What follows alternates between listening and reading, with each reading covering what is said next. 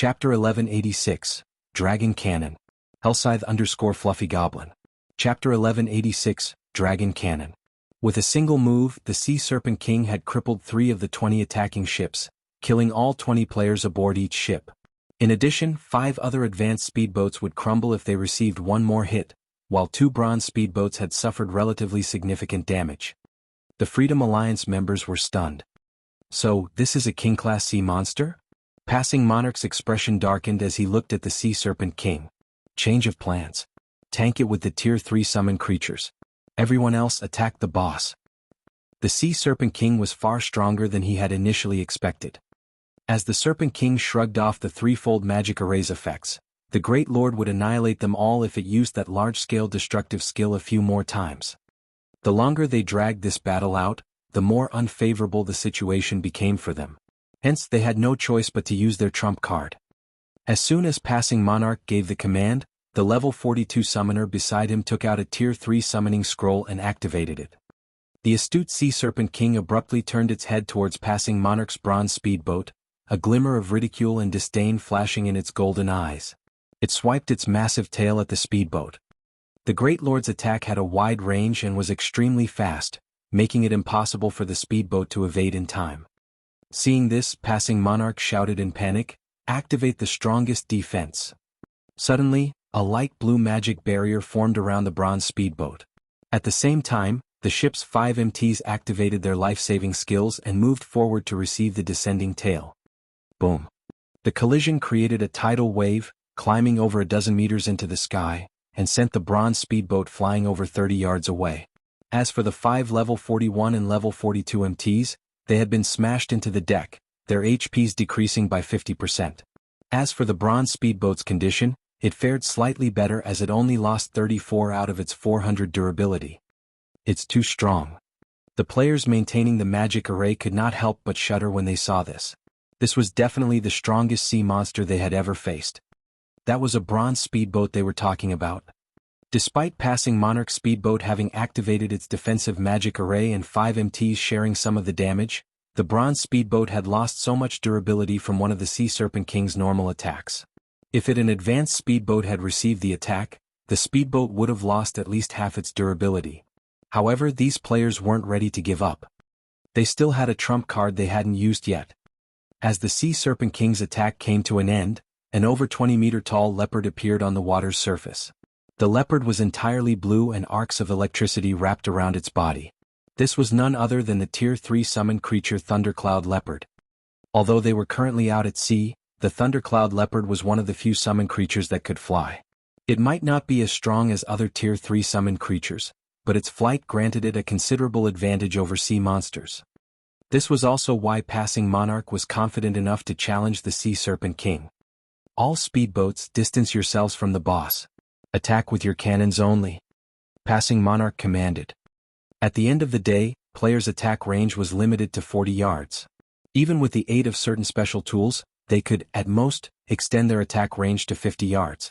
To colossal sea monsters like the Sea Serpent King, 50 yards was nothing. However, speedboats were different. Even normal cannons had a range of over 500 yards. Even a King-class sea monster would have difficulty reaching targets at such a distance. As long as the Thundercloud Leopard tanked, the boss should not target enemies that were too far away. Even if it did, with such a long distance they would have more than enough time to defend themselves.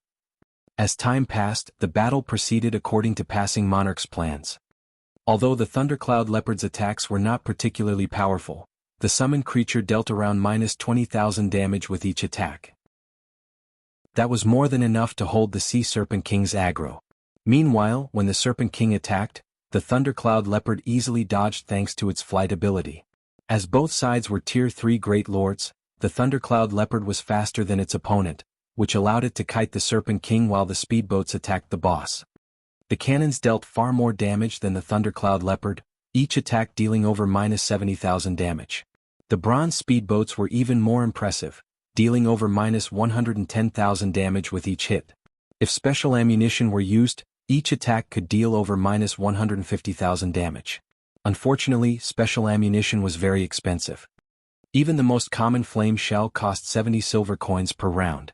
There was also the more expensive Thunderbolt shell, which cost 1 gold, 50 silver and was considerably more effective against sea monsters. With how high these shells' prices were, if the monster didn't yield anything valuable upon death, they would suffer a major loss. Moreover, sea monsters could block cannon fire, which would drastically reduce the damage they received. It would be fortunate if the attack even dealt 10% of its original damage. Meanwhile, because the Freedom Alliance was occupied with the Sea Serpent King, they disregarded cost as they barraged the Great Lord with Thunderbolt shells. Quick! Attack faster! Passing Monarch's heart began to beat wildly when he noticed that the Sea Serpent King only had 15% of its HP remaining. They were now in a contest of speed against the Sea Serpent King. Their operation might fail if they failed to kill the Great Lord before the Thundercloud Leopard died. As the Sea Serpent King's HP neared 10%, its pitch-black scales turned crimson. Tornadoes then began to twist down from the sky, one after another, plunging the sea zone into chaos. This sudden development hindered the Thundercloud Leopard's movements. As a result, one of the Serpent King's attacks struck, its HP falling by over 500,000 on the spot. More tornadoes descended, moving towards the surrounding speedboats. To make matters worse, the Sea Serpent King had stopped paying attention to the Thundercloud Leopard. Rather, it turned and sped towards the nearby speedboats. Although the targeted speedboats saw the Sea Serpent King approach, the Great Lord moved as if it were unaffected by the magic array's suppression. It was frighteningly fast, and in the blink of an eye, it arrived before an advanced speedboat. Lashing out with its tail, the Great Lord struck the speedboat twice. Instantly, a considerably valuable advanced speedboat shattered and sunk to the bottom of the ocean. None of the crew survived. As for the Thundercloud Leopard, although it tried to pin the Sea Serpent King down again, it stood no chance against the sea monster at all now that the King-class boss had regained its full strength. As soon as the Thundercloud Leopard closed in on the Serpent King, the boss sent it flying with an attack. The summoned creature couldn't stop the Serpent King for even a second. All ships stopped maintaining the magic array and attacked the boss. Passing Monarch commanded. It was obvious that the threefold magic array was no longer effective. They had to rely on sacrifice to whittle down the Sea Serpent King. Boom. A series of blasts rang out. Among them, the tornadoes blocked the majority of the attacks, while the Serpent King dodged. Only a small number of cannonballs actually hit the Serpent King. However, the balls only dealt around -100,000 or so damage. Roar! The Sea Serpent King widened its jaws once more, gathering even more mana in its mouth than before. Dodge! Everyone dodge! Passing Monarch's expression darkened significantly when he saw the frightening amount of mana gathering in the Sea Serpent King's mouth. He then turned to look at a level 42 female elementalist beside him and said, "Joy, use the strongest defensive spell you have." Even without passing Monarch's command, the female elementalist named Blue Joy had retrieved a blue magic scroll from her bag. This magic scroll contained the Tier 2 defensive spell, Purple Flame Shield. As a massive purple barrier formed around passing Monarch's speedboat, the Sea Serpent King launched an attack. The Great Lord fired a red beam from its mouth, the beam leaving behind a massive chasm as it sliced through the water's surface. It looked as if the beam had split the sea in half. In the blink of an eye, over 60% of the 100-plus speedboats sank, with the remaining having suffered heavy damage. Only the 4 bronze speedboats that had used defensive magic scrolls remained intact as they only lost around 40 durability. As for the crews, each player lost over 20,000 HP. What a strong attack power. Shi Feng was startled by the Sea Serpent King's attack. Fortunately, his speedboat was over 800 yards away from the Great Lord, not within range of the attack. When Shi Feng saw that the Sea Serpent King only had 1% HP remaining, he fell into deep thought. An opportunity had shown itself. If he missed it, he would regret it for a long time. Shi Feng aimed the Swift Dragon speedboat's dragon cannon at the Sea Serpent King and fired. Chapter 1187, Deterring Might. Hellscythe_Fluffy Goblin. Chapter 1187, Deterring Might.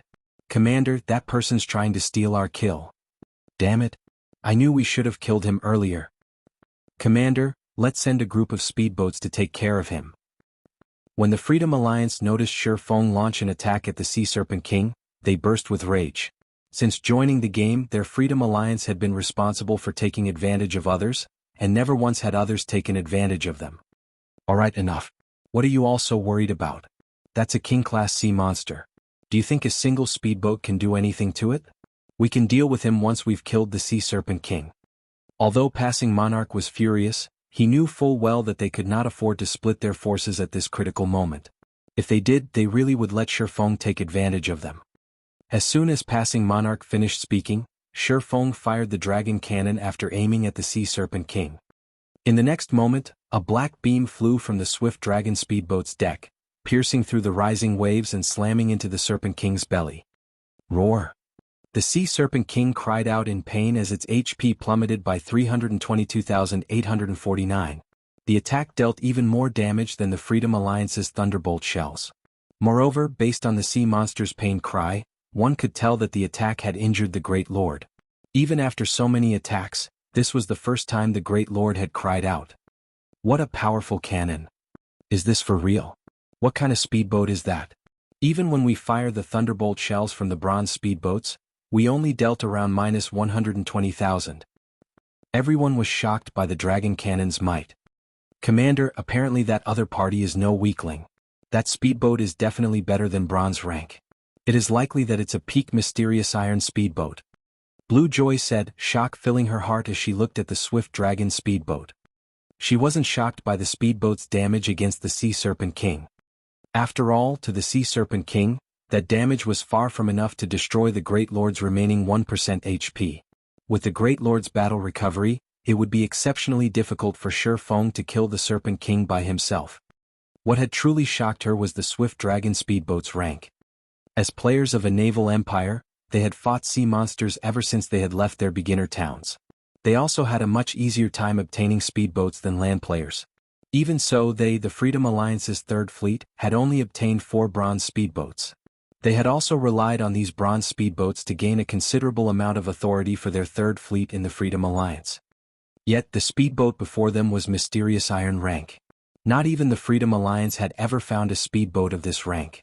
Only the first-rate guild based in the Sea's End had obtained one. Due to that speedboat, said first-rate guild had secured a considerable amount of influence in the Sea's End, becoming a power that few would dare to provoke. After all, a fleet led by a mysterious iron speedboat was much stronger than a fleet led by bronze speedboats. If not for the Freedom Alliance's absolute advantage of the number of bronze speedboats they had, the alliance would not stand on equal footing with the first-rate guild. Hence, finding a mysterious iron speedboat before them right now was unbelievable. What a high defense! As expected of a king-class sea monster, Shifeng was slightly astonished when he saw the dragon cannon's damage. The dragon cannon was even more powerful than ordinary Tier 3 spells, yet its attack against the Berserk Sea Serpent King had been insignificant. Fortunately, the cannon had injured the Great Lord, causing it to bleed and sustain a certain degree of damage. Meanwhile, Shifeng had achieved his initial goal. In reality, he hadn't considered killing the Serpent King by himself. A level 52 king-class sea monster wasn't that easy to kill. He had only fired the shot to display his strength before the Freedom Alliance. In God's domain, only the strong were respected. Without sufficient strength, nobody would be taken serious regardless of what they said. Hence, he needed to show the Freedom Alliance what he was capable of. After firing the first shot, Shifeng stopped his assault. Rather, he sent Passing Monarch a message while waiting for the dragon cannon to finish its cooldown. The dragon cannon's cooldown lasted 15 seconds, which was slightly longer than ordinary cannons. Even if the Freedom Alliance did nothing and allowed him to attack the Sea Serpent King freely, he couldn't kill the Great Lord. After all, no single speedboat could easily take down a king-class sea monster. As for Shifeng's message, its contents were very simple. Let's work together to kill the Sea Serpent King. Afterward we'll split the loot 50-50. When Passing Monarch received this message, his expression twisted. However, Passing Monarch did not reply to Shifeng immediately. Instead, he shared the message in the team chat, letting everyone take a look before making a decision. This person is insane. What kind of crap is he spouting? We're so close to killing the Sea Serpent King, yet he dares to ask for half the loot. That's right. Does he really think we won't obliterate him?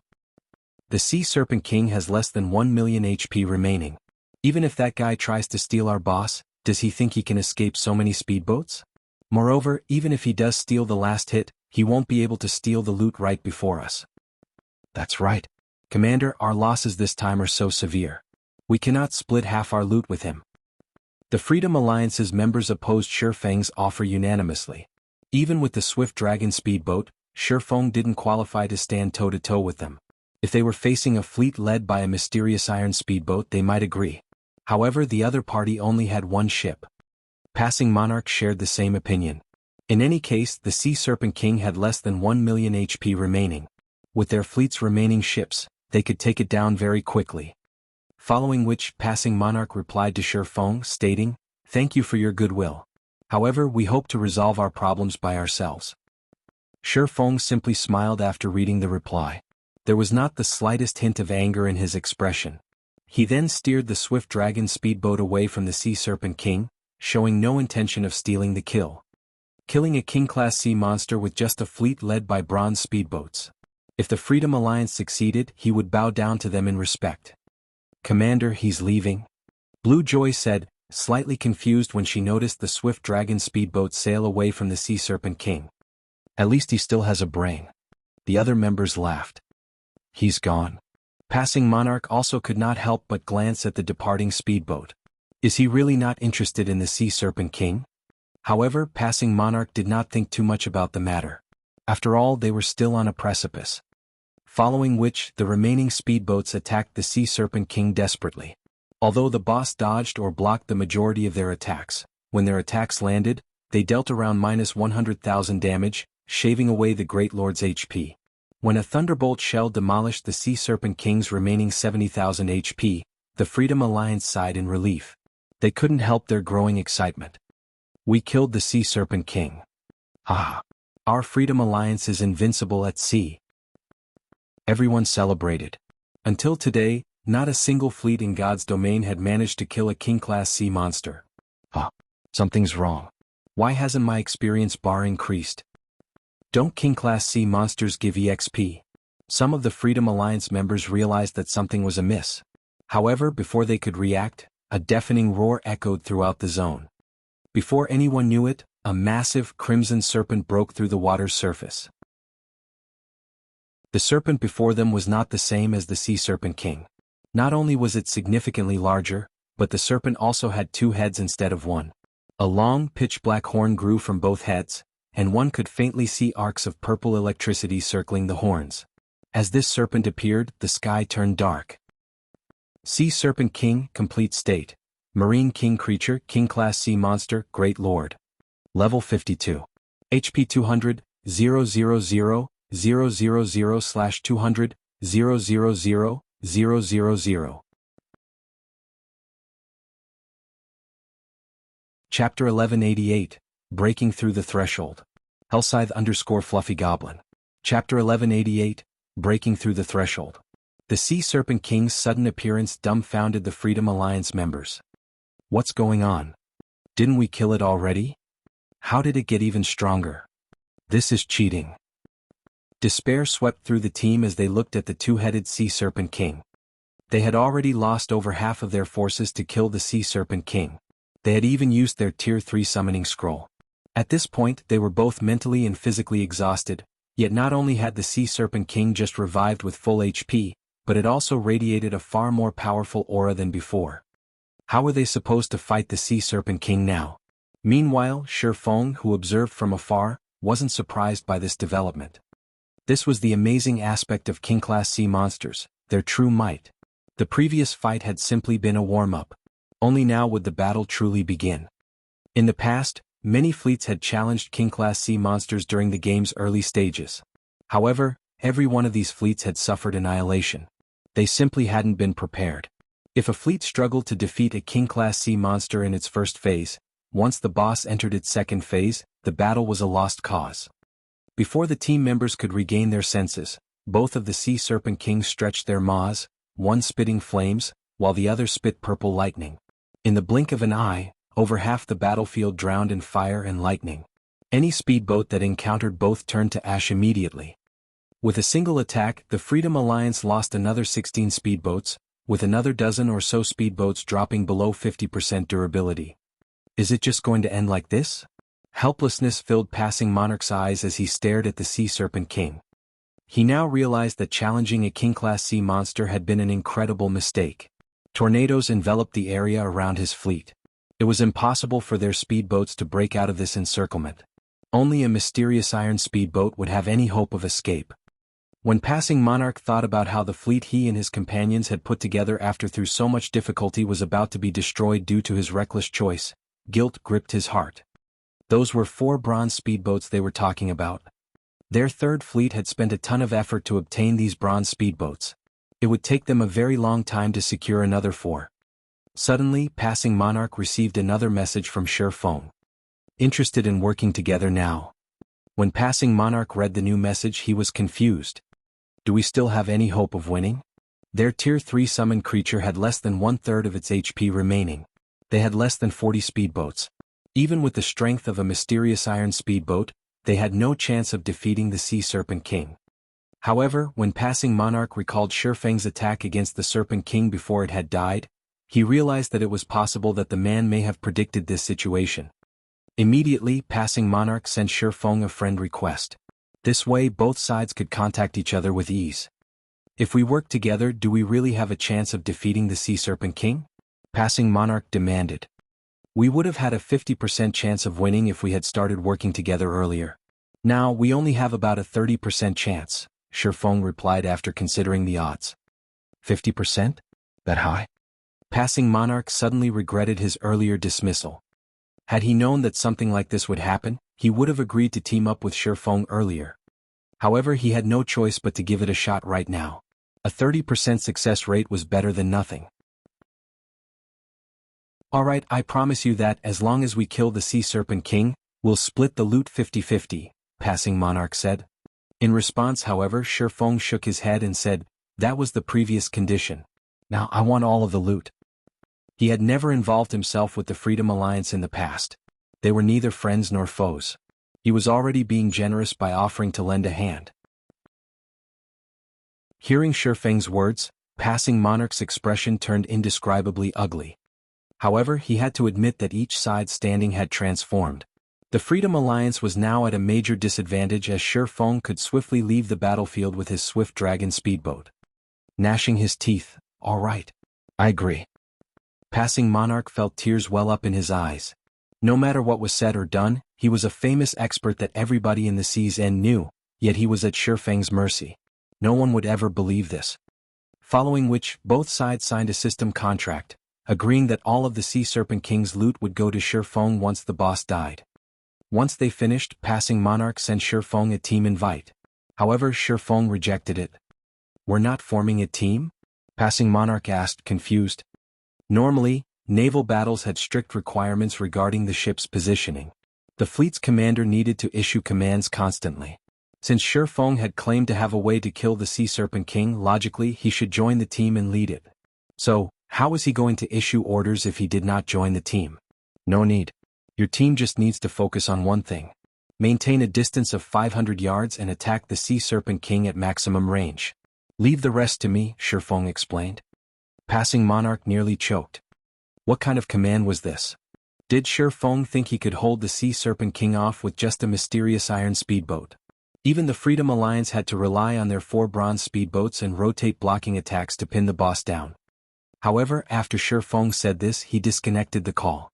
With no other choice, passing Monarch followed Shi Feng's command and reorganized his fleet, directing their speedboats keep a distance.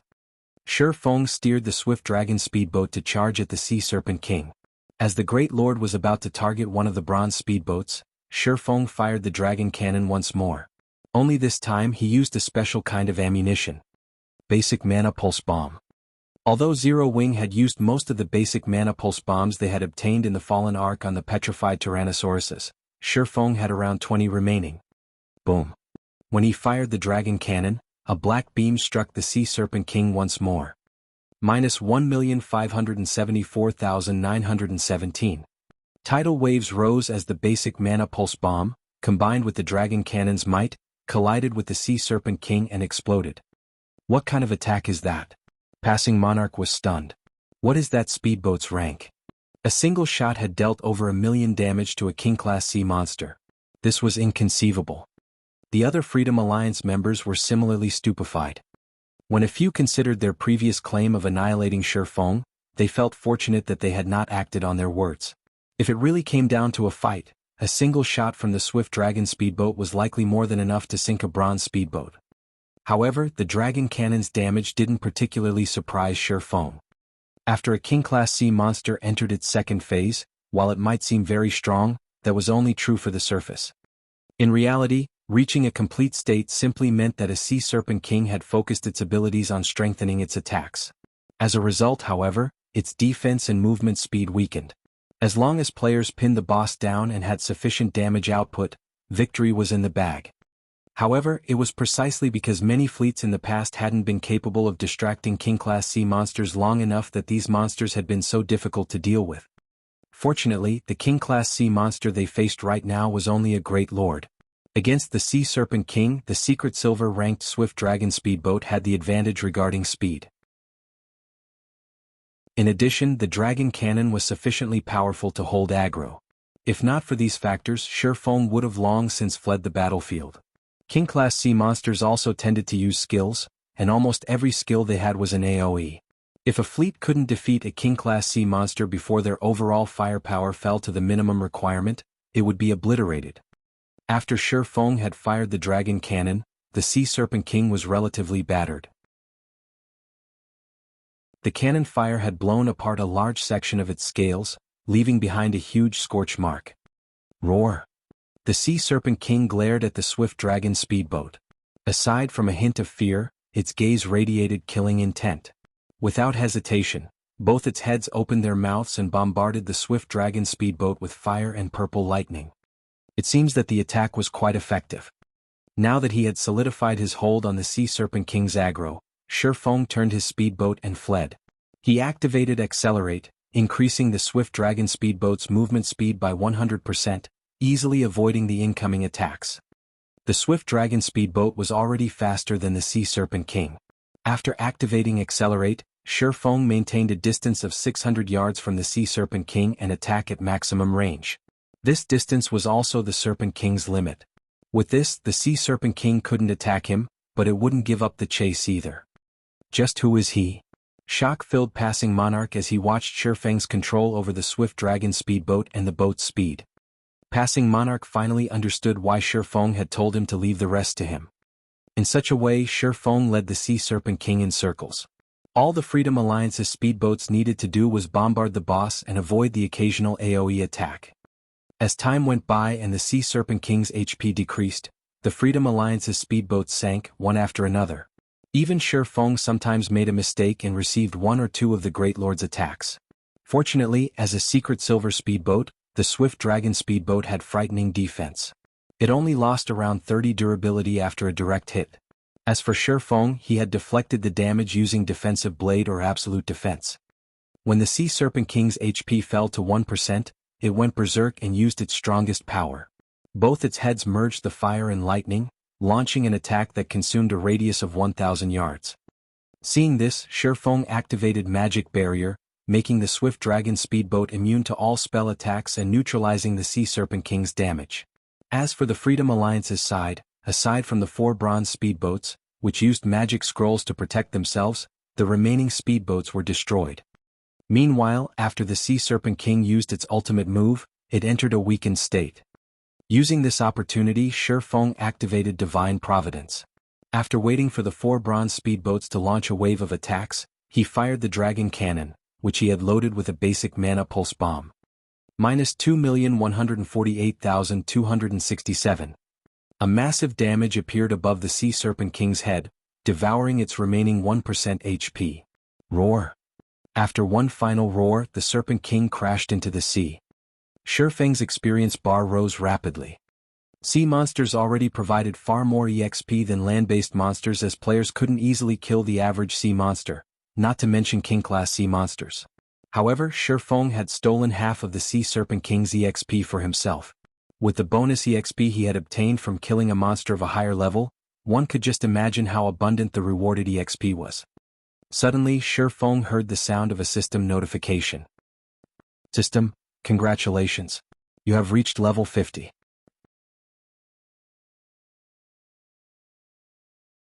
Chapter 1189, Equipment Transformation. Hellscythe_Fluffy Goblin. Chapter 1189, Equipment Transformation. As a golden glow enveloped Shurfeng's body, his weapons and equipment also underwent a slight transformation. Level 50 was a major turning point in God's domain. This fact held true for players, monsters, weapons, and equipment. Among Shurfeng's items, the fragmented legendary ranked Heavenly Dragon's Breath's transformation was the most drastic. As if the power that had slumbered within the ring all this time had awakened, the ring's basic attributes increased significantly. At level 49, the ring only added 100 points to all basic attributes. However, upon reaching level 50, that number had doubled. His epic items, the 7 Luminaries Ring, Killing Ray, Angry Tyrant, Annihilation Shoulder Pads, and Icarus's Heart had similarly received around a 30% to 35% increase to their basic attributes. The substantial attribute boost made Shurfeng feel as if he had been reborn. Basic attributes affected a player's physique. The higher a player's attributes were, the better their in-game body's physique became, allowing players to perform feats that were impossible in the real world. This was also why both ordinary players and experts were so desperate for excellent weapons and equipment. This improvement is simply amazing. Shurfeng felt quite pleased as he looked at his attribute panel. In terms of basic attributes, he was already significantly stronger than a level 50 Tier 2 player. The only differences were his physique and skills. These differences were why Tier 2 players could easily defeat Tier 1 players. In God's domain, it wasn't unheard of for players to possess attributes that rivaled those of a higher tier. However, due to inferior physiques, they couldn't challenge those of a higher tier. Normally, players could only make up for the difference in physiques if their basic attributes far outstripped their opponents. As players rose to new tiers, their life ratings increased slightly, which would, in turn, improve their physique.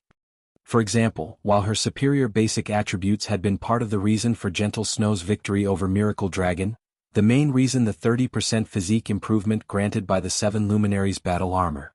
This effect alone bolstered Gentle Snow's physique nearly to that of a Tier 2 player. After taking into account her attributes, she had the physique of a Tier 2 player. At the end of the day, challenging experts of a higher tier was very difficult in God's domain. Few people were actually capable of doing so. Miracle Dragon was not one of them.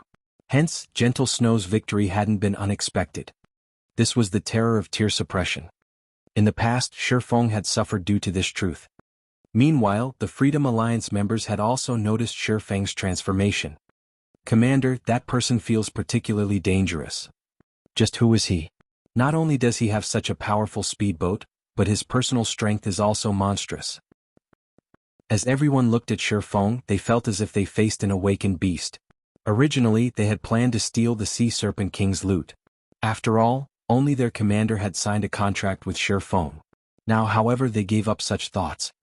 Although the tornadoes circling the area had disappeared with the Sea Serpent King's death, with the bronze speedboat's speed, how could they possibly outrun the Swift Dragon speedboat? They had witnessed the Swift Dragon speedboat's agility personally. Not even the Sea Serpent King had been able to keep up with it. The ship also had that frightening dragon cannon. Even if they used magic scrolls to bolster their bronze speedboat's defenses, it would take only a few shots to drain their boat's remaining durability. Moreover, they estimated that the dragon cannon's range spanned more than 800 yards. On the other hand, their bronze speedboats only had a range of 500 yards. Shurfeng could easily toy with them until they died. Using return scrolls wasn't possible either. If one picked up a sea monster's loot, they would have to wait until the 2-hour holding period was over before they could use their return scrolls. When passing monarchs saw the Sea Serpent King's loots floating on the ocean's surface, envy flashed in his eyes. He hadn't imagined that so many items would drop. Sea monsters already dropped roughly 2 or 3 times more loot than land monsters, yet the Sea Serpent King had dropped over 100 items. Forget it. At least we survived and gained a level. It's better than losing our ships and lives. Passing monarch could not help but sigh. Shurfeng wasn't the only one who had leveled up after the Sea Serpent King's death. The Freedom Alliance survivors had also leveled. Most importantly, all 4 bronze speedboats were still afloat. The Freedom Alliance only needed to spend a little bit of money to obtain more ordinary speedboats. As for advanced speedboats, they might need to put in some effort, but it was possible to obtain a dozen or so within a short time span. However, bronze speedboats were not easy to replace. as expected of a godly tool. Shi Feng sailed about, frantically collecting the King-class sea monster's loot. Although he hadn't triggered a jackpot, the Sea Serpent King was the first King-class sea monster to die in this sea zone. As a result, its loot was far more abundant than usual. Normally, a player would be lucky if a King-class sea monster dropped around 50 items. Moreover, over 80% usually consisted of materials. This time wasn't much different. However, perhaps due to Divine Providence's effect, among the 100-plus items, over 90 were rare materials used in producing advanced speedboats, bronze speedboats and small sailboats. Among them, the most valuable was moonlight wood. Moonlight wood was a rare material necessary to produce bronze speedboats and small sailboats. Fortunately, Shi Feng had obtained a total of 12 logs. Constructing a bronze speedboat required 10 logs. After Shi Feng finished picking up the loot, he began to organize the items in his bag. Wonderful! A design dropped. Shi Feng grew excited as he looked at the leather book in his hands. The pages had already yellowed, and it looked as if it had been many years since anybody had read it. However, after appraising the book and discovering its name, he realized that any guild would go crazy over this design. Flying Eagle Speedboat Design. Although the Flying Eagle Speedboat was not a bronze speedboat, it was an advanced speedboat. With enough reputation, one could buy ordinary speedboats from certain NPC merchants. However, it was a different story for advanced speedboats. One could only obtain them by completing rare quests or trading special materials that sea monsters dropped. Now that he had the design for an advanced speedboat, he could build an unlimited number of advanced speedboats as long as he had sufficient materials and a small shipyard. Although the third fleet passing monarch commanded had become such a powerful force in the seas and due to the 4 bronze speedboats, the 20-plus advanced speedboats also played an important role. If Zero Wing could form a fleet of advanced speedboats with the Swift Dragon speedboat in the lead, the guild could rank at the top of God's domain's naval powers. Just thinking about this excited Shi Feng. There were only a handful of super guilds that could rival such a naval force right now. Zero Wing could develop in a coastal NPC city without worry. Even if super guilds wanted to pick a fight, they would have to think twice before doing so. After all, it was far more costly to fight a war at sea than on land. Not only would their guild members lose levels from dying, but they would also lose their ships. There was no repairing a destroyed ship. Following which, Shi Feng stored the Flying Eagle speedboat design and examined the other dropped items. Among the 11 remaining items in his bag, Shi Feng discovered a very familiar item. Thunder Emblem. Chapter 1190, Authority. Hellscythe_Fluffy Goblin. Chapter 1190, Authority. Is this the benefit of killing a king-class sea monster? Shi Feng was surprised and overjoyed as he looked at the purple-gold lightning emblem in his hand.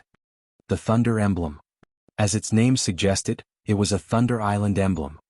One could also say that it was an authority symbol for Thunder Island.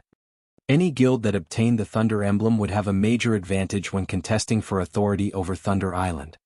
As far as Shi Feng knew, Thunder Island had a total of 10 Thunder Emblems. If one obtained all 10, they would become Thunder Island's absolute master. However, only 5 Thunder Emblems had ever been discovered in the past, and every guild that obtained these Thunder Emblems had been one of the dominant forces on Thunder Island. The Thunder Emblem had 3 main functions. Its first was similar to the Thunder Pass. Unlike the Thunder Pass, however, each emblem allowed up to 50 players to participate in Thunder Island's contest. Every time a contest was about to begin, a fixed number of Thunder Passes would drop from sea monsters in the Sea of Death. However, that didn't count the Thunder Emblem's 50 slots. If one could gather all 10 Thunder Emblems, they could bring an additional 500 players to the island. The Thunder Emblem's second function was the Thunder Domain. While on Thunder Island, players wielding the emblem could suppress all enemies within a 500-yard radius. However, this suppression effect was not particularly strong, only reducing players' basic attributes by 5%. However, the suppression worked wonders against the island's monsters as it could reduce their basic attributes by up to 30%. As for the third function, it granted advanced authority on Thunder Island. This advanced authority was the Thunder Emblem's most important function. If a guild wanted to develop on Thunder Island, having sufficient authority was extremely important. Without enough authority, one couldn't do anything. As players gained more authority, they could enjoy more benefits on the island. Currently, the various superpowers were vying for Thunder Island. However, even if they occupied the area, they could only gain basic authority. Ordinary players had no hope of gaining any authority whatsoever. However, one's authority wouldn't remain constant either. If one wanted more, they could contribute to Thunder Island. On Thunder Island, authority was categorized into ordinary, basic, intermediate, advanced, and master controller. If an ordinary player wanted to become an ordinary controller, they needed 300 Thunder contribution points. Reaching the basic rank required 3,000 Thunder contribution points, 10,000 points to reach the intermediate rank, and 100,000 points to reach the advanced rank. After reaching the advanced rank, one could only increase their authority if they obtained all 10 Thunder emblems. As Shi Feng examined the Thunder emblem in his hand, he began playing with the idea of occupying a part of Thunder Island himself. In the past, Thunder Island had been known as a sacred land at sea. Countless players had wanted to live on the island. After all, traveling to dangerous sea zones would be more convenient from Thunder Island than it would be from a coastal town or city. Occupying a corner of the island would do wonders for Zero Wing's development. Zero Wing also qualified to do so right now due to the Flying Eagle speedboat design he had just obtained. He admitted that Zero Wing was no match for the various superpowers on land. However, the competition at sea relied on more than a guild's number and quality of experts. A guild's ships played a far greater role. Shi Feng decided that he needed to begin mass-producing the Flying Eagle speedboats, forming a formidable Zero-Wing fleet. With his fleet's strength and the Thunder Emblem, occupying a corner of Thunder Island could be more than just a dream. Following which, Shi Feng contacted Melancholic Smile and had her begin collecting diamond wood, the Flying Eagle speedboat's core material. Diamond wood was relatively rare, specifically used to construct advanced ships. Few kingdoms and empires produced the wood. Fortunately, he had previously negotiated with the Secret Pavilion and traded a magic tower for 20 locations that provided diamond wood. Although the Secret Pavilion had yet to complete their side of the deal, he could have Melancholic Smile send people to these minor cities to negotiate prices with potential vendors. Once their bargain with the Secret Pavilion was fulfilled, they could stockpile diamond wood. The Sea Serpent King had also dropped 5 Thunder Passes, each allowing up to 10 players to join the contest on Thunder Island. To the various superpowers vying for Thunder Island, these passes were incredibly tempting. To Shi Feng, however, they were not particularly useful as Zero Wing currently did not have that many experts. The Thunder Emblem's 50 slots were more than enough. I have wondered which items I should sell at the candlelight auction. These passes should work well as an attraction, Shi Feng muttered, smiling at the 5 passes in his hand. In reality, he could sell the passes to Phoenix Rain. However, doing so would cause her to question their origin. One needed to kill boss-rank sea monsters in the Sea of Death to obtain the Thunder Passes. However, Zero Wing was a land-based guild that did not possess any naval power. So, how could Zero Wing kill boss-rank sea monsters? Zero Wing didn't have a foundation at sea. It was still too early to contest for Thunder Island, so exposing their trump cards was not wise. Even if they wanted to reveal their strength, they needed to do so after forming their fleet of advanced speedboats. Zero Wing simply needed to sit back and watch the various superpowers fight each other while slowly building their own naval power. Moreover, the Sea of Death was still too dangerous for current players. Even if they secured a share of Thunder Island, it would be of little use. The various superpowers only contested for the island because they wanted a head start in accumulating contribution points. Since he had the Thunder Emblem, he had no need to do that. There were 3 Tier 3 magic scrolls among the remaining 5 items the Sea Serpent King had dropped. A Tier 3 summoning scroll, a Tier 3 large-scale destruction spell, and a Tier 3 defensive scroll. Of the last 2 items, one was an epic staff, Fallen Language, while the other was a bronze-rank small sailboat, the One-Horn Sailboat. What? A complete small sailboat actually dropped. Shi Feng was momentarily stunned when he saw the transparent crystal bottle. Previously, he had obtained a small sailboat from the fallen Arkansas. However, even now the Hurricane sailboat was unusable. Although he had asked Burning Abyss to repair it, even Burning Abyss, who was a master engineer, was powerless. The divine ruins inside the sailboat were simply too damaged. At the very least, one needed a Grandmaster engineer to repair the Hurricane sailboat. The sailboat's container also needed to be replaced. However, the Hurricane sailboat's container was not ordinary as it had been crafted with the rare epic material, Space Crystal. Current players had no access to this material. Hence, Shi Feng had no choice but to set the matter aside for now. Otherwise, with the mysterious iron-ranked Hurricane sailboat, he would be invincible at sea. Now that he had obtained a complete bronze-rank small sailboat, how could he not be excited? With this small sailboat he could easily deal with many of the issues plaguing him. Chapter 1191, Legacy of the Sea. Hellscythe_Fluffy Goblin. Chapter 1191, Legacy of the Sea. Shi Feng could not bear to put away the crystal bottle in his hands. With this, my problems have been solved. Previously, he had struggled to figure out a way to transport the diamond wood needed to construct advanced speedboats. Diamond wood could not be stored in a player's bag space. Transporting the wood via teleportation magic arrays would cost enough to choke any guild. The only efficient way to transport diamond wood was to use a teleportation array to reach a border town and then rely on transport carriages to move the wood to another country's border town before transporting it via teleportation array once again. While the cost was still considerably high, one could save more time than transporting the wood via carriage the whole way. However, the 20 minor NPC cities Shi Feng had asked the secret pavilion for were in several different countries. Moreover, none of them were near the Apocalypse Empire. Even if he relied on transport carriages, it would take a very long time for the wood to reach Ocean Viewing Town. On the other hand, if he relied on maritime transportation, not only could he save a lot of money, but he could also save plenty of time. One-horned sailboat, small sailboat, bronze rank. Maximum capacity, 120 people. Durability 900/900.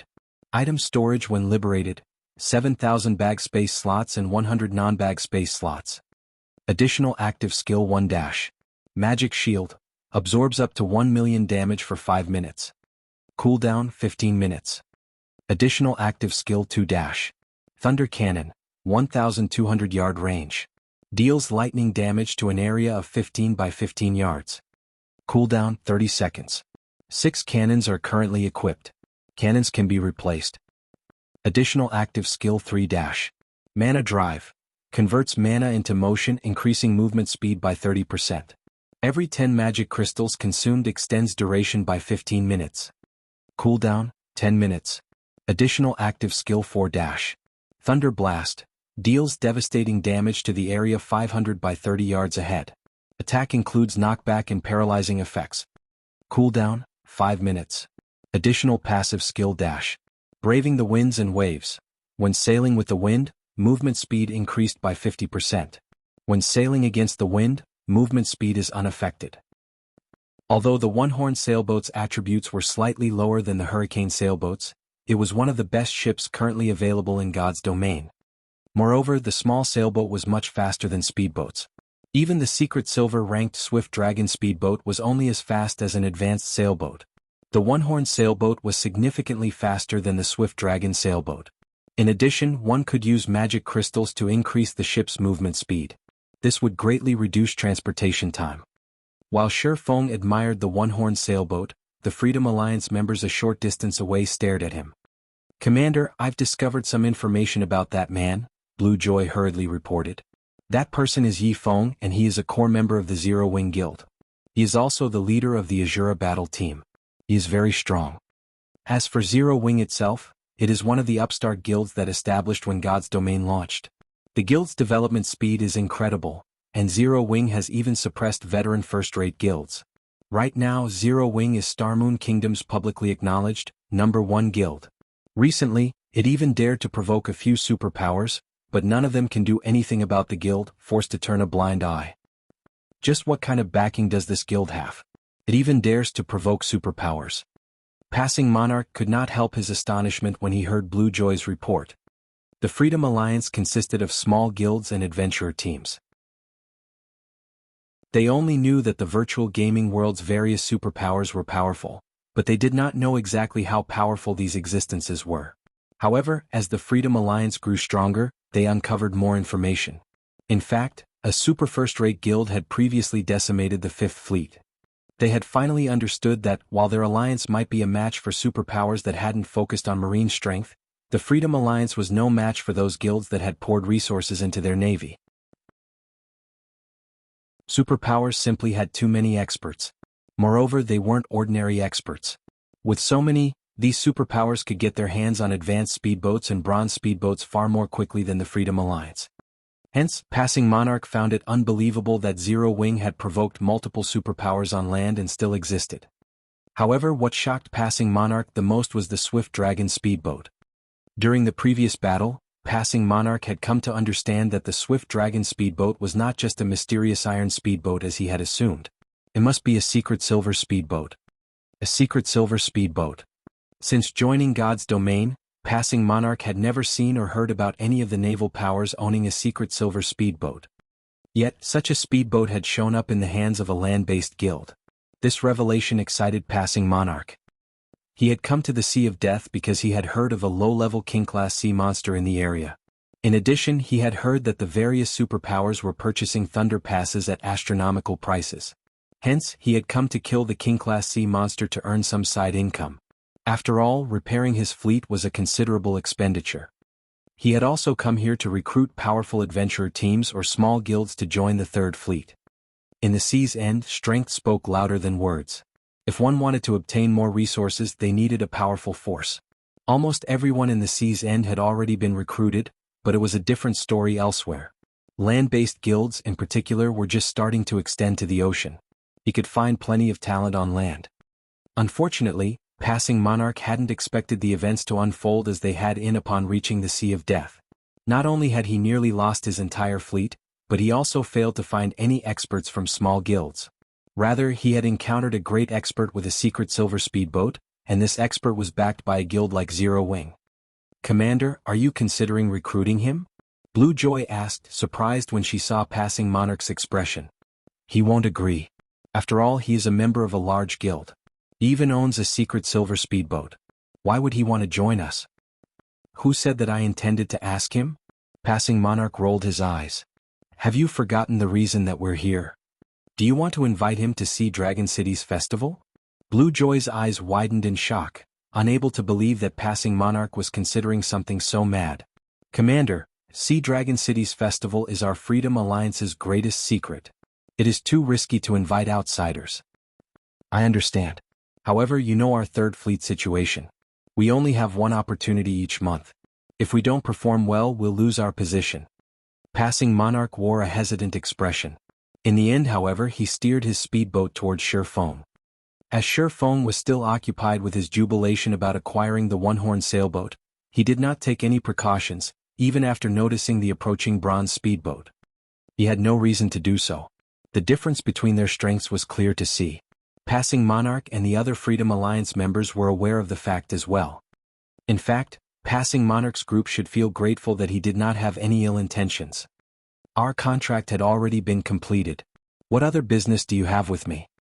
Sherfong asked Passing Monarch calmly as the man stood on the bronze speedboat's deck. "Hello. I haven't introduced myself yet. I am Passing Monarch, the commander of the Freedom Alliance's Third Fleet. You might not have heard of the Freedom Alliance before, but we are considered the overlord of the Sea's End. Brother Yifeng, seeing as you have a secret silver speedboat, we like to ask for your help," Passing Monarch announced straightforwardly. "I think that you'll be interested in my offer." "You have something to interest me?" Sherfong could not help but laugh. The only thing that could capture his interest was the ability to mass-produce advanced speedboats. Obviously, the Freedom Alliance didn't have this ability as it required a large number of materials and advanced engineers. "What if I tell you that it's related to the legacy of the sea?" Passing Monarch asked confidently. Chapter 1192, Forbidden Land. Hellscythe_Fluffy Goblin. Chapter 1192, Forbidden Land. The legacy of the sea? Sherfeng's heart rate quickened when he heard these words. However, he kept his composure as he said, "Tell me then." Simply put, the legacy of the sea provided a specialized hidden class. With this hidden class, players could become incredibly powerful in naval combat. However, the class had serious limitations. As long as players were not at sea, the class was no different than ordinary classes. The legacy of the sea was different from other hidden classes, which provided improvements in all sorts of environments. It was an extreme legacy. However, to players who frequently sailed, it was highly sought after. After all, even if they obtained the legacy at the basic rank, they could display astounding power when exploring the open ocean. The peak legacy of the sea could even grant the strength to face opponents of a higher tier. Hence, Guilds that wanted to develop their naval forces hungered for the legacy of the sea. The various large guilds would target any player that obtained the legacy. With such a player, maritime transportation would become far safer. They would also have an easier time fighting sea monsters. As far as Shifeng knew, the Freedom Alliance had possessed many members with the legacy of the sea.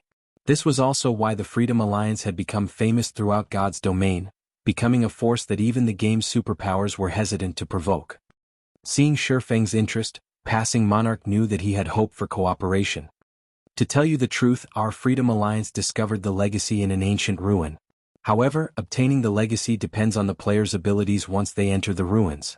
Due to a barrier restricting the number of people that can enter, our Freedom Alliance only allows each fleet to take 10 ships into the ruins. I'd like to invite Brother Yifeng to join us. With your speedboat and our third fleet strength, I believe that we can secure quite the bounty. We can sign a contract. If we obtain 2 legacies, one will go to you. How about it? The other third fleet members were stupefied by Passing Monarch's offer. They had never expected their commander to be so generous. However, after giving the matter some thought, they found it reasonable. After all, Shifeng owned a secret silver speedboat. If they did not show some sincerity, he wouldn't bother listening to their offer. Obtain 2 legacies? Shifeng curiously asked. Are there many in the ruins? Each time we enter the ancient ruins, there are a number of legacy items. It just depends on whether or not we can leave with those items, Passing Monarch explained confidently. When the Freedom Alliance had first activated the ancient ruins, they had dispatched 11 fleets. Inside, they discovered several legacy items. In the end, however, only 1 fleet had obtained the legacy of the sea. This fleet was now the strongest in the Freedom Alliance. As it had become the strongest fleet in the Freedom Alliance, it enjoyed far more benefits than its companions. The fleet was able to occupy the 3 large shipyards the Freedom Alliance managed. It was still a little too early for players to construct ships, as this task required many lifestyle players. However, a large shipyard could also repair ships. During an intense battle, ships usually suffered some damage. Repairing ships in a large shipyard not only reduced the repair costs, but it also increased the repair speed. On the other hand, the third fleet only possessed a large shipyard. There was simply no comparing their 2 fleets. The strongest fleet also received priority over special ammunition. It was given access to the most and the best available. The next ruin exploration was about to begin. How could he not make use of this opportunity to recruit Shifeng's help? What if we obtain 3 legacy items? Shifeng asked. I'm afraid that will be incredibly difficult. Brother Yifeng, you've never been to the ruins, but a large number of sea monsters occupy the area. Those monsters are extremely powerful. Traps litter the ruins and there's a time limit once you enter. We won't have enough time to search for a third legacy item, Passing Monarch explained, smiling. He understood Shifeng's train of thought. So, that's the case. Then, if we really obtain a third legacy item, can I have it? Shifeng asked, smiling. He now had a basic understanding of the ancient ruins rules. All right. If you obtain a third one, you can have it, Passing Monarch said nonchalantly. In any case, that wasn't going to happen. His promise was empty. We have a deal then. However, before we sign the contract, may I know when the ancient ruins will open? Shifeng asked. I still my own matters to deal with. If there is a clash in timing, I'm afraid that I cannot help you. Hearing Shifeng's words, Passing Monarch grew a little nervous. It's tomorrow, Passing Monarch replied, feeling slightly embarrassed. He could tell that Shifeng had something to do and today was almost over. Shifeng was speechless. I understand that I am putting you in a difficult position. If there is anything we can help with, please tell us, Passing Monarch hurriedly offered. How about this? You guys can follow me. With your help, I should be able to save a little time, Shifeng said after considering the matter. The demon island he was heading to occupied the Sea of Death's inner region. Although it was not the most dangerous location in the Sea of Death, the island's monsters were troublesome. Normally he would have to clear a path slowly. However, if he had an expert like Passing Monarch who could lead a fleet with 4 bronze speedboats, he could save plenty of time. Passing Monarch and the others then followed Shifeng into the Sea of Death. Originally, the Freedom Alliance did not think much of traversing the Sea of Death. However, as Shifeng ventured deeper into the zone, they began to worry. They had never expected Shifeng to lead them into the Sea of Death's inner region. Not only did this area have many sea monsters, but the monsters were also very high-leveled. There were level 70 sea monsters everywhere, and the slightest mistake could destroy their ships and end their lives. "Commander, what do you think that Yi Feng is trying to do here?" Blue Joy asked. When she saw the nearby sea monsters eye them like prey, goosebumps danced across her skin. Watching the swift dragon speedboat steady advance and giving the matter some thought, Passing Monarch said, "It must be for a quest." The Sea of Death's inner region was a forbidden land to current players. Aside from a quest, Passing Monarch could not fathom why anyone would come to this place. Questing here at this level? As Blue Joy looked at a distance level 70 Grand Lord Sea Monster, a thought suddenly came to her mind as she said, "Could he be here for an epic quest?" Hearing Blue Joy's words, the Freedom Alliance members paled. An epic quest was incomparably dangerous. Even now, nobody within the Freedom Alliance had completed one. As the Freedom Alliance members discussed Shifeng's goal, Shifeng led the group to two gloomy twin islands. One could occasionally hear lung-tearing screams from the islands. It was enough to give one goosebumps. Surprisingly, over a dozen speedboats were docked beside the island. Based on these ships' appearances, it was clear that they were high quality. Why are there people here? Shifeng was momentarily stunned. Because this area was a forbidden land for players, one would have to pay a massive price to get this far. He had only arrived safely due to his familiarity with the sea zone and the quality of his speedboat. Passing Monarch and the others behind Shifeng were similarly stunned. Among the 14 speedboats docked around the island, one was a mysterious iron speedboat, 6 were bronze speedboats, and the rest were advanced speedboats. This fleet could rank at the very peak of the sea's end. After Shifeng snapped out of his momentary daze, he quickly shifted his attention to the symbol on these speedboats. The symbol consisted of 7 stars arranged in a circle. Shifeng frowned. This was the Flower of Seven Sins fleet symbol.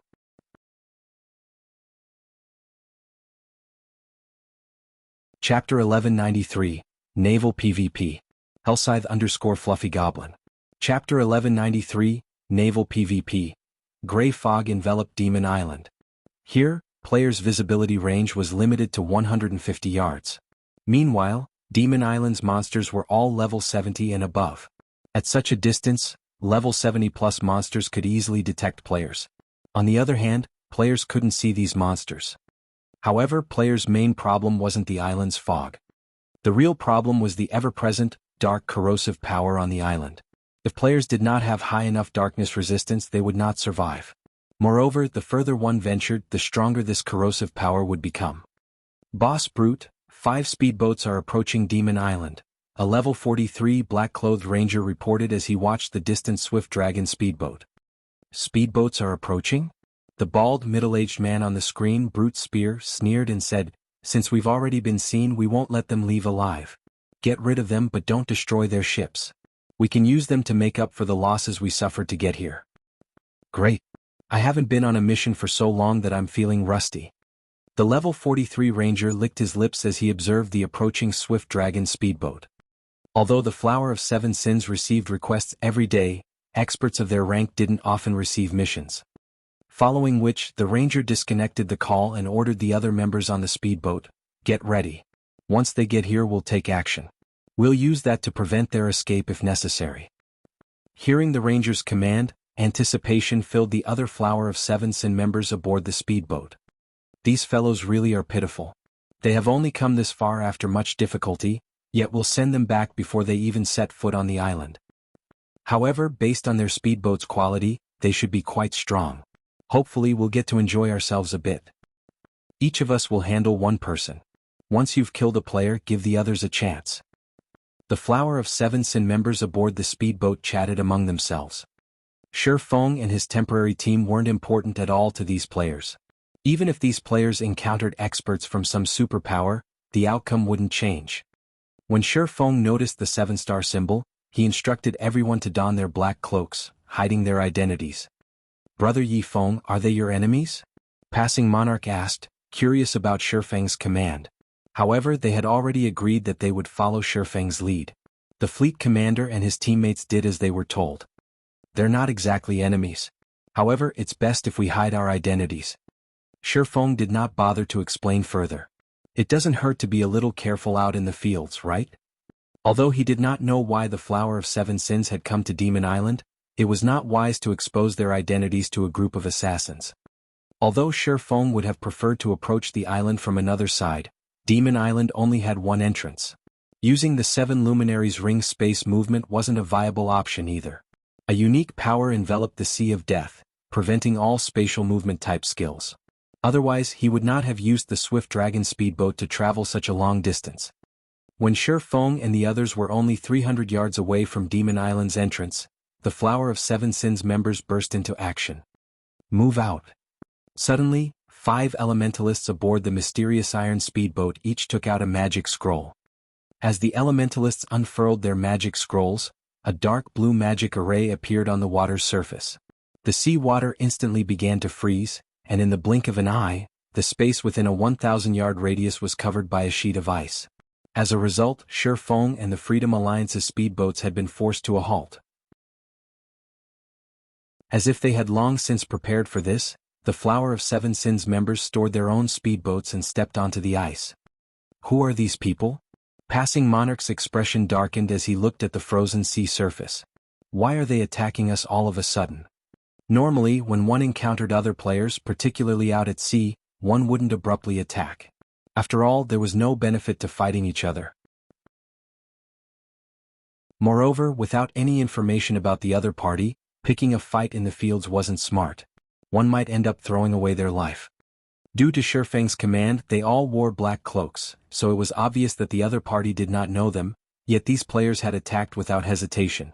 They were simply lunatics. Shifeng was also surprised. The Flower of Seven Sins was very secretive about what it did. The organization didn't normally take the initiative to provoke others. This was nothing like the organization's usual operations. Do they know that Demon Island has 7 Luminaries crystals? Shifeng wondered as he looked at the foggy island ahead. Logically, he should be the only one who knew about the island's 7 Luminaries crystals. Demon Island was home to an ancient shrine, and only by entering the shrine's inner region could one obtain the 7 Luminaries crystals. However, it was very difficult to locate the shrine itself, much less the shrine's inner region. Hence, the Flower of Seven Sins shouldn't know about the shrine. However, upon closer inspection, Shifeng discovered that every one of the players charging towards him was a red player. Dark players were among the group as well. It was obvious that they were veteran pikers. Damn it. If they want to fight, we'll give them a fight. Ready the cannons. We'll blast those bastards to smithereens. The Flower of Seven Sins attack enraged Passing Monarch. Now that the other party had stored their speedboats, they couldn't attack their ships. Their only option was to bombard the players. In God's domain, it took 40 seconds to store a ship. However, there were less than 300 yards separating these players. The other party would reach them before the 40 seconds were up. Furthermore, once players entered combat, they weren't allowed to store their ships. They had to finish these players off. As the cannons rang, one cannonball after another flew at the Flower of Seven Sins members. Foolish. The level 43 ranger in the lead sneered at the incoming cannonball.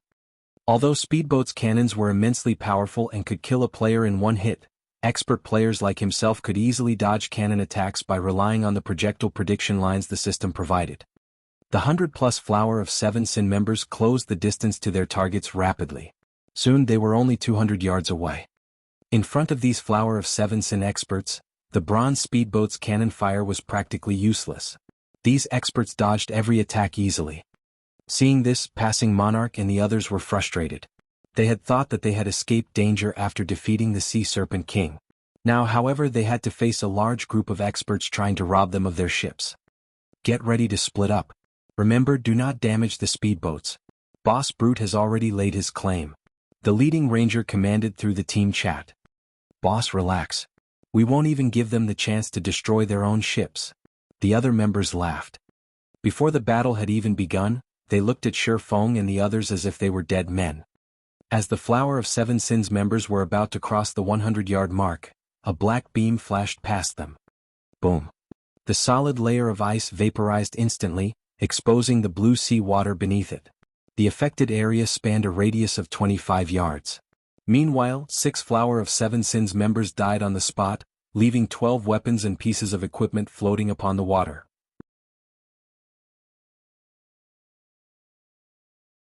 Chapter 1194, Demons Appear. Hellscythe _Fluffy Goblin. Chapter 1194, Demons Appear. The Dragon Cannon's attack had pulled a gasp from the Flower of Seven Sins' remaining members. The previous few cannon attacks had only dented the ice, yet the Dragon Cannon had obliterated it. Moreover, its attack speed was at least double that of the previous cannons. Its attack range was even more impressive. Even without the high attack speed with such a long range, it was extremely difficult to dodge the Dragon Cannon's attacks. What is that speedboat's rank? The leading, black-clothed ranger's expression twisted. He had seen a mysterious iron speedboat's cannons in action many times, so he was fully aware that a mysterious iron speedboat didn't have such fast and powerful attacks. Facing the Dragon Cannon at such a close range would be extremely dangerous. He had assumed that this fight would be nothing more than a game to kill time. He hadn't expected an actual opponent. Meanwhile, Passing Monarch and the other members of the Freedom Alliance celebrated the cannon's success. Haha! A secret silver speedboat is truly astounding. Just a single shot is enough to stun those bastards. I want to see if they still dare to fight us now. The Freedom Alliance members could not help but laugh at the Frozen Flower of Seven Sins members. This Yifeng really is amazing. Passing Monarch sighed ruefully as he looked at the massive hole in the ice. He had to admit that Shifeng was a skilled strategist. While the Flower of Seven Sins members had been over 200 yards away, they had been spread out. Even if Shifeng had used the Dragon Cannon, he would have been lucky to kill even one player. However, as these players came within 100 yards, they clustered. Since such a short distance left them little room to react, Shifeng able to kill 6 players in one hit. After such an attack, their enemy should be more cautious. The other players might even give up the fight. However, as Passing Monarch pondered these assumptions, the Flower of Seven Sins members revealed excited grins. Brother Chin, our opponent seems to be a tough one. With this, we can finally use that move, right? A level 42 assassin asked, chuckling as he looked at the black-clothed ranger. He felt nothing in particular in regard to his fallen companions.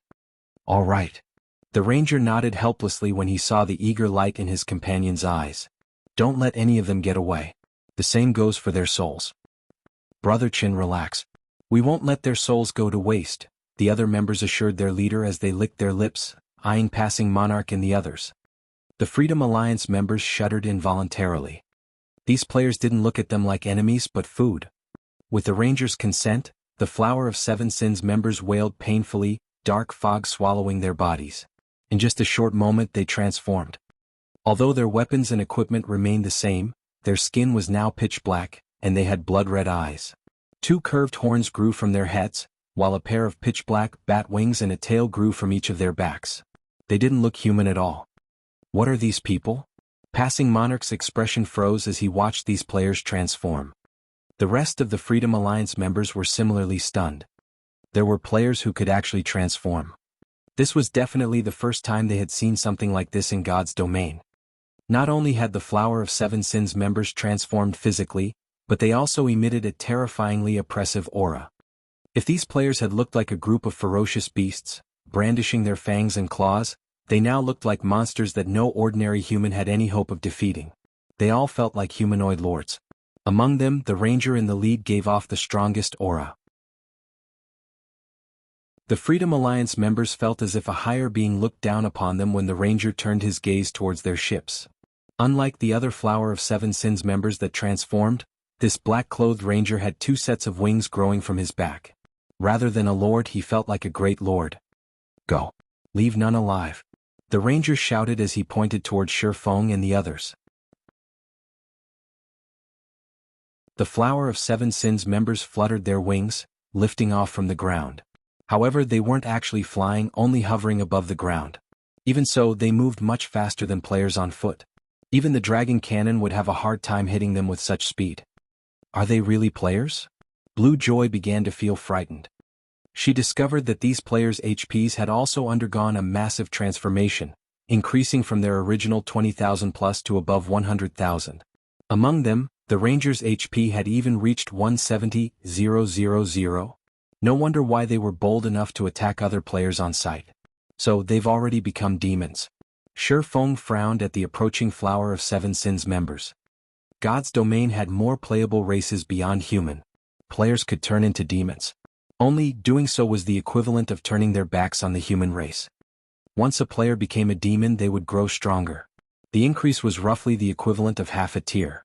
With the exception of the endurance attribute, players' basic attributes increased by around 15% depending on their classes.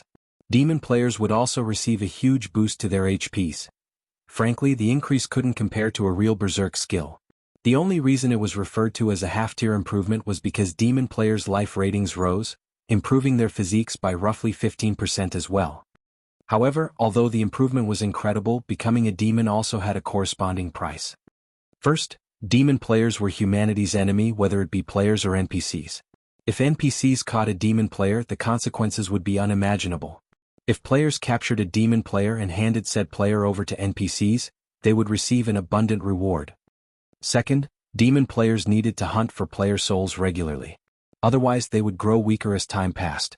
Conversely, the more souls a demon player harvested, the stronger they would become. Take the leading ranger for example.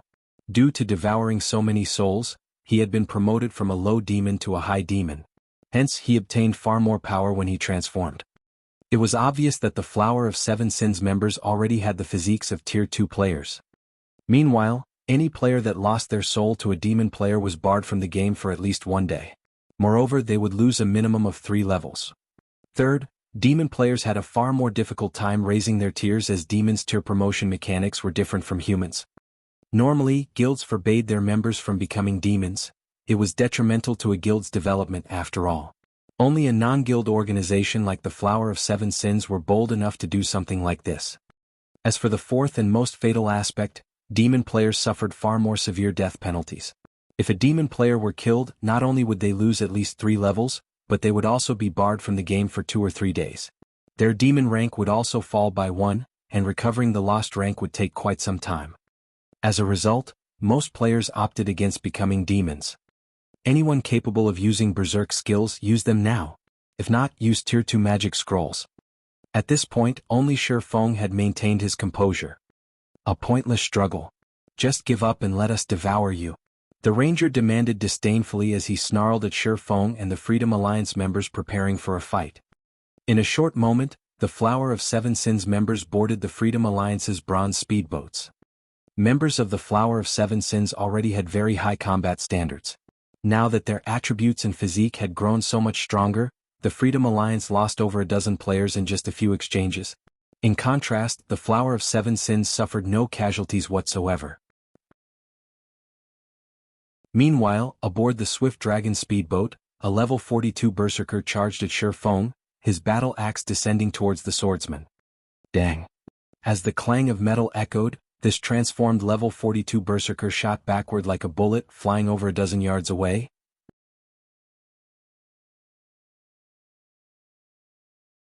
Chapter 1195. Mistaken Calculations. Hellscythe_VampireCat. Chapter 1195. Mistaken Calculations. Commander, these people are too strong. If this continues, we'll all die here, Blue Joy said hurriedly through the team chat. We need to find a way to leave this place.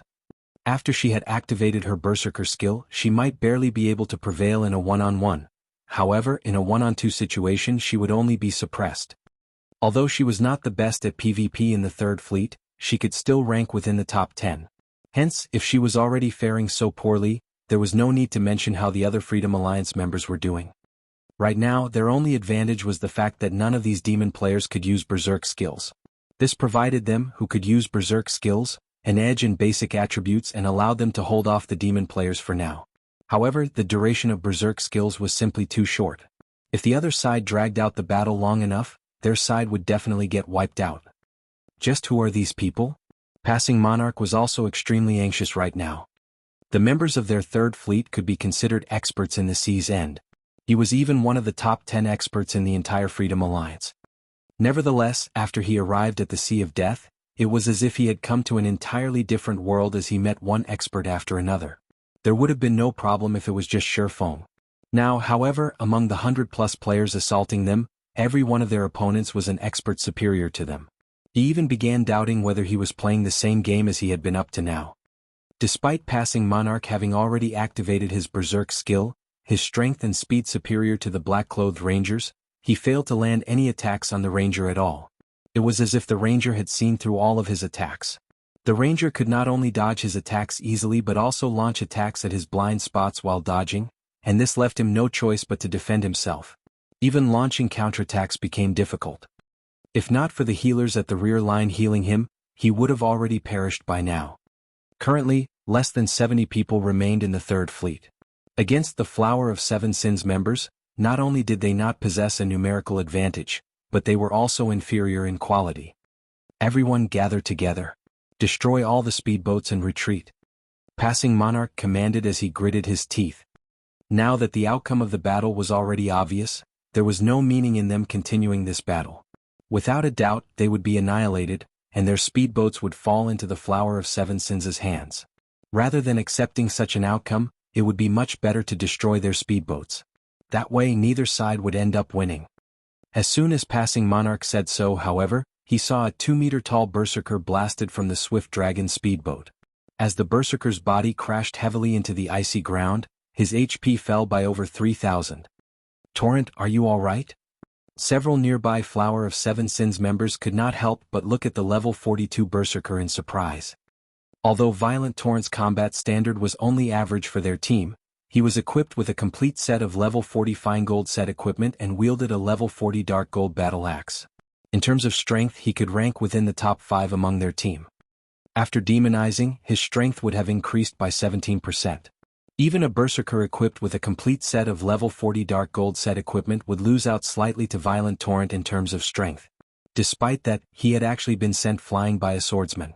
It was simply inconceivable. I'm fine. My hands are just a little numb. It seems his berserk skill should be a strength-oriented one. You guys should be careful, the berserker named Violent Torrent replied nonchalantly as he shook his hands. The others nodded in response to his words. They then began carefully approaching Shifeng. After they transformed into demons, they would lose the ability to use berserk skills, the price they had to pay to become demons. Otherwise, it would simply be too overpowered if they could stack the attribute bonus they received from demonizing with the effects of a berserk skill. The main god system obviously would not allow this to happen. However, although their demon transformation indeed did not provide as many attributes as a berserk skill did, the 15% improvement to their physiques allowed them to dodge even attacks from opponents with superior attributes. With this, they could slowly whittle down their opponents. At this time, a level 42 silver-robed elementalist said, "Since it's a strength-oriented berserk skill, we'll attack him from a distance." "I'll support you guys from the side," Violent Torrent said as he dashed back towards the Swift Dragon speedboat. However, the Flower of Seven Sins members had obviously misunderstood something. Shifeng did not have any of his berserk skills activated right now. His previous slash was simply a normal attack. The reason why Violent Torrent went flying was entirely the recent upgrade to Shifeng's equipment. He had yet to adapt himself to the changes. Hence, he had failed to control his power properly and unintentionally sent Violent Torrent flying. When Violent Torrent was halfway back to the Swift Dragon speedboat, Shifeng had already jumped down from the craft. He then used Wind Blade and dashed at the berserker, his speed so fast that nobody managed to catch a clear sight of him. So fast. By the time Violent Torrent reacted, Shifeng was already before him, the abyssal blade descending towards him. Pum. Violent Torrent instinctively executed Whirlwind Slash to block the abyssal blade. What power! The intense force pushing down on Violent Torrent nearly drove him to his knees. Fortunately, the icy ground had served to cushion some of the impact, though web-like cracks formed on the ice layer as a result. However, almost at the same time as Violent Torrent stopped the abyssal blade with his battle axe, Shifeng slashed Killing Ray at the berserker's chest. Chop. Minus 25,578. Instantly, Violent Torrent lost close to a quarter of his 110,000 HP. Demon players sure have high HP and defense. Shifeng was slightly surprised. If Violent Torrent were an ordinary level 42 berserker, Shifeng could have reduced the berserker's HP to a critical level in one attack. Demon players didn't just have a lot of HP. Their defenses got a significant boost as well. Hence, it was very difficult for ordinary players to capture demon players. Normally, one would need at least a party of players to capture a demon player of the same level. Due to this, quite a few independent players and dark players would choose to become a demon. In the past, even the expansion pack Demon's Return was triggered. Meanwhile, one of the conditions for triggering this expansion pack was the number of demon players in God's domain reaching a certain level. After the Demon's Return expansion pack was triggered, a demon empire suddenly appeared in God's domain. The incident back then had thrown God's domain into chaos. Who is that guy? Why can he cause so much damage to Torrent? Several Flower of Seven Sins members nearby were momentarily stunned. They were fully aware of how frightening their defense became after transforming into demons. Not to mention the Berserker class was a plate armor class. A Berserker of the same level would be fortunate to deal -6,000 damage to Violent Torrent after using a powerful skill. Despite all that, Shifeng had inflicted over -20,000 damage on Violent Torrent with just the most basic chop skill. At this time, an assassin snapped out of his daze and shouted hurriedly, "Quickly heal Torrent." If even an ordinary skill could already deal so much damage, then Shifeng could kill Violent Torrent in just a few moves. If Violent Torrent did not receive enough heals in time, the swordsman would make short work of him. MHM. A blue-robed demon cleric quickly began chanting. Meanwhile, Shifeng sent a glance at the Freedom Alliance members, noticing that they would not be able to hold out for much longer, as they had already begun destroying their own speedboats. I need to finish them off fast. Having no other choice, Shifeng activated Heavenly Dragon's power. The instant Shifeng activated Heavenly Dragon's power, a golden glow wrapped around his body. Faint golden dragon scales appeared around his body, making it seem as if he had just donned dragon scale armor. His body also exuded an invincible aura. He then sent a slash at the Berserker before him. Illusory shadow. Before Violent Torrent could see what was going on, 6 streaks of blue light cut across his body, penetrating his tough armor. With a face filled with confusion, he fell to the ground as his HP reached 0.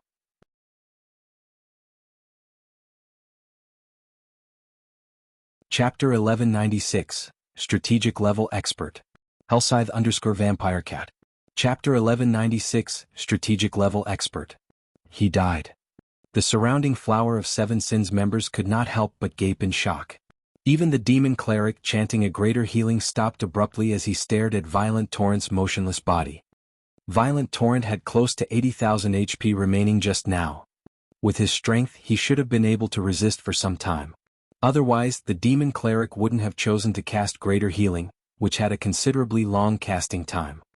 At this moment, when the several Flower of Seven Sins members turned to look at Shifeng, a possibility suddenly occurred to them, and they could not help but shudder at the thought. That possibility was that Shifeng had not used his Berserk skill when he was fighting Violent Torrent before, even after the Berserker had turned into a demon, and had activated the skill only now. Not good. We met a hard one. He's a peak expert. Hurry up and contact Brother Chin. A thinly built man said. The man felt his breathing stifled as he looked at Shifeng. There were few peak experts even in the Flower of Seven Sins. These existences were normally part of the organization's middle management. Shifeng would have little trouble going up against more than a dozen half-step refinement realm experts like themselves at the same time, especially now that he had activated his Berserk skill.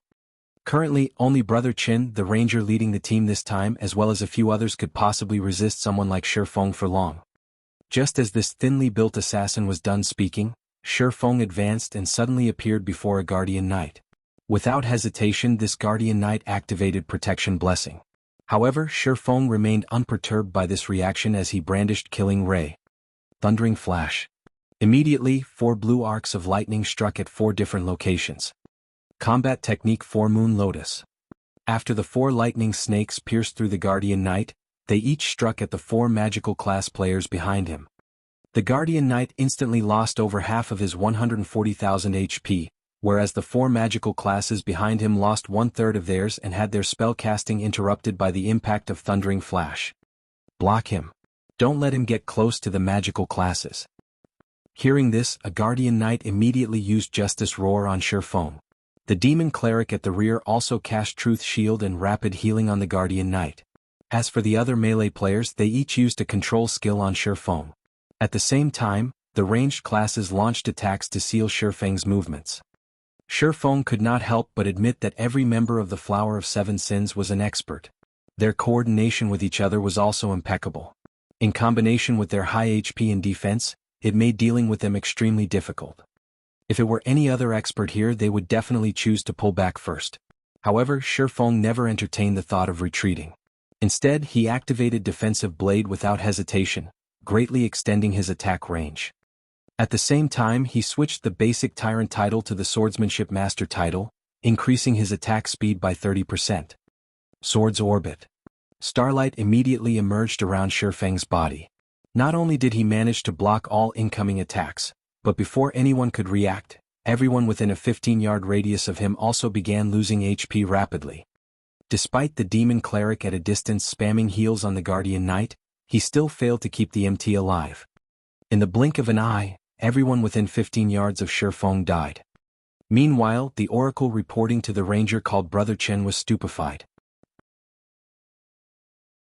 "Hello? Why are you contacting me at such a time? Did something happen?" The level 43 Ranger asked as he toyed around with passing Monarch. "Brother Chen, and not good. There's a MO monster here." The level 42 Oracle stuttered. During the time the Oracle was giving his report, Shifeng had used Silent Steps and appeared behind the thinly built assassin, who had just activated Wind Steps. Shifeng then executed Chop, the speed of his attack so fast that the assassin did not even react as he died instantly. A monster.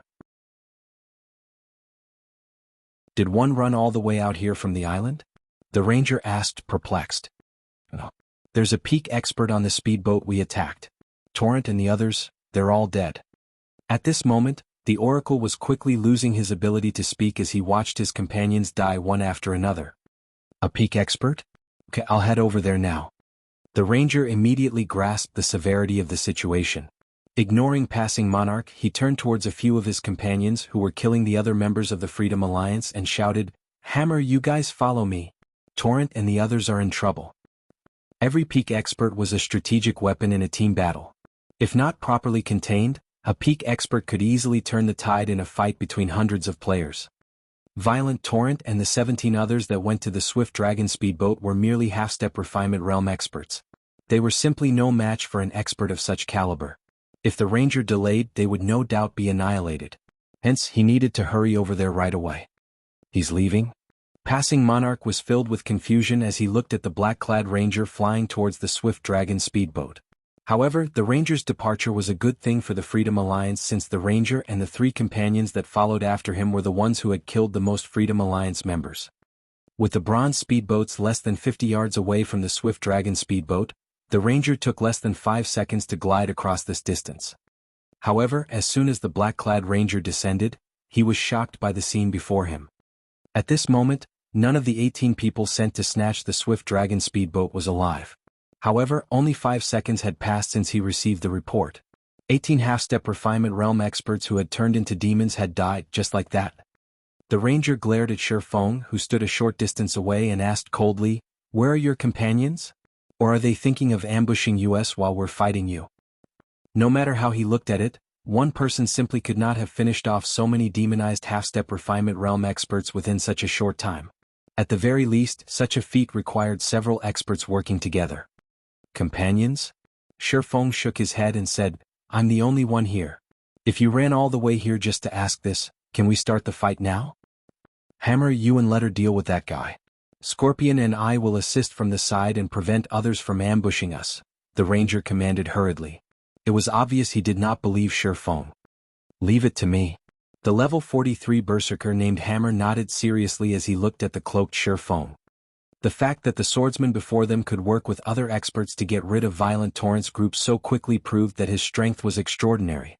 Not to mention, Hammer also sensed a dangerous aura coming from Shifeng, and he could tell that he was definitely no match for Shifeng in a one-on-one fight.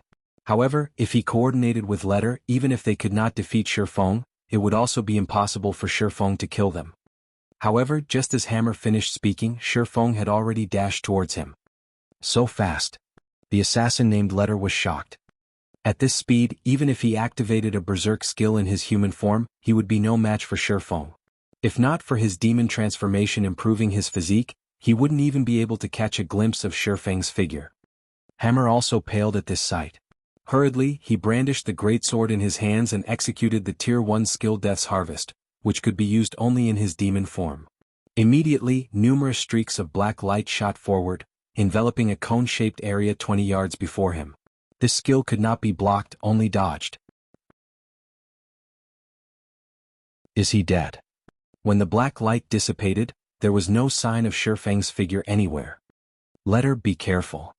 At this time, the ranger who stood 10 yards behind the assassin called Letter, suddenly noticed Shifeng appearing above the assassin's head. However, his warning came too late.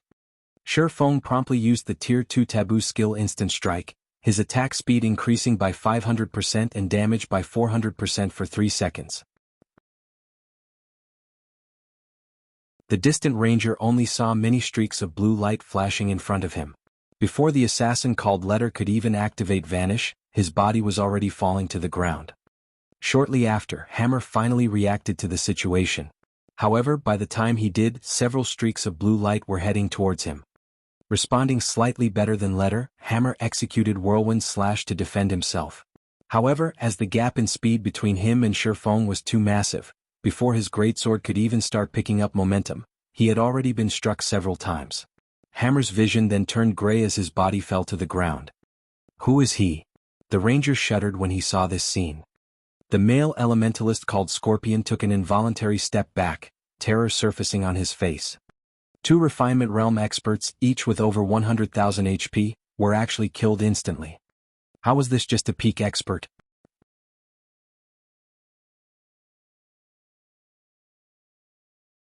Chapter 1197, Demon God. Hellscythe_VampireCat. Chapter 1197 Demon God. At this moment, fear filled the eyes of the black-clad ranger as he looked at Shifeng. If the opponent was only a peak expert, then after transforming into a high demon, he could more or less resist if he teamed up with Scorpion. Once Shifeng's berserk skill was over, they could then counterattack. However, the swordsman before them was evidently not just a peak expert. Forget the two of them working together, even if he had everyone in the team come over, they would merely be throwing their lives away. The disparity in attributes between both sides was simply too massive. Even he who was a high demon had not managed to get a clear look at Shifeng's attacks. High demons received a 20% improvement to their physiques, which was 5% more than low demons. Their main attributes would also increase by 20%. Yet even then he still could not keep up with Shifeng. We're retreating. Saying so, the ranger immediately extended his wings in preparation to leave. At the same time, he had also sent the command to withdraw in the team chat. But what about the situation on Boss Brute's side? The elementalist named Scorpion asked hurriedly. Boss Brute said not to let anyone enter Demon Island. Fool. The ranger sent a glare at Scorpion. Ignoring the elementalist, the ranger directly flew away. They were currently demons. The death penalty they would suffer was extremely severe. If they already knew that they could not stop Shifeng, persisting in the attempt would only be foolish. Moreover, even if they wanted to stop Shifeng and the others from entering Demon Island, the best place to fight him was not at sea, but on Demon Island itself. They were demons. They had very high innate magic resistance, particularly darkness resistance. They did not need to worry about the dark corrosive power on the island. However, the same could not be said for their opponents. More importantly, Demon Island was shrouded in gray fog, which significantly reduced the player's range of vision. However, demons like themselves were not affected by Demon Island's gray fog at all. They would have plenty of opportunities to deal with Shifeng and the others, whose berserk skills would be on cooldown at that time. It's too late to run away now. Shifeng did not give the ranger and elementalist any opportunities at all. Activating Wind Rider, he left behind an afterimage where he had stood as he instantly appeared before the 2 Flower of Seven Sins members.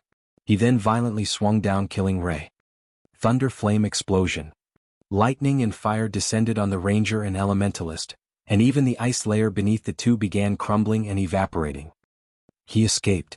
When the lightning and flames dissipated, Shifeng only saw one demon corpse floating on the water. This corpse belonged to none other than the elementalist Scorpion. As for the black-clad ranger, he was nowhere in sight. However, Shifeng was not particularly surprised by this result. Unlike low demons, high demons not only received more improvements to their physiques and basic attributes but also got to learn some powerful demon skills, even a skill with a powerful escape ability. Dark Transfer. This skill allowed one to teleport to any location within a 3,000-yard radius. Its activation required no preparation time, but it had a long 6-hour cooldown. The existence of this skill made killing high demon players very difficult. The ranger managed to escape, but the other Flower of Seven Sins members fleeing back to Demon Island were not high demons. Without hesitation, Shifeng immediately began chasing those demon players. Although both sides were moving in the air, Shifeng was able to fly freely in the sky due to Wind Rider, whereas the demon players could only glide. The speeds of the two sides were worlds apart from each other. As for the attacks launched by the demon players, not only did Shifeng easily dodge them, but he even used the opportunity to shorten the distance between them. Anyone that Shifeng caught up with got killed in just a few hits. Initially there were over 80 low demons fleeing back to Demon Island. However, the ones that actually managed to reach the island numbered less than 30. Once they reached Demon Island, Shifeng gave up the pursuit. Demon Island was rife with level 70+ monsters. If he was not careful, he would definitely attract the monsters' attention. If that happened, not only would he not be able to kill the Flower of Seven Sins members, but he might even lose his life. In fact, as soon as Shifeng stepped onto the island, he noticed more than a dozen Shadow Stalkers. Shadow Stalker, Dark Creature, Great Lord. Level 71. HP 37, 000, 000/37, 000, 000. When Passing Monarch and the others set foot on the island as well, they could not help but gasp when they saw this scene. No sooner had they arrived than the sight of over a dozen level 70+ Great Lords greeted them. Moreover, these were merely the ones they could see. What about the ones in the forest that they couldn't see? This was definitely not a place humans should come to. At this time, a deafening roar came from the middle of the island and reverberated throughout the place. Even the Shadow Stalkers took fright at this roar. Immediately after, a black and white light pillar shot up from the heart of the island. The instant this light pillar appeared, Passing Monarch and the others suddenly felt as if their bodies no longer belonged to themselves, so much so that they could not even twitch their fingertips. Only after a brief period did they gradually recover their mobility. What is that? Passing Monarch stared at the black and white light pillar, thoroughly shocked by the spectacular sight before him. At this moment, the skies above Demon Island began crumpling, forming a black hole. Passing Monarch could vaguely make out a gigantic eye inside the black hole.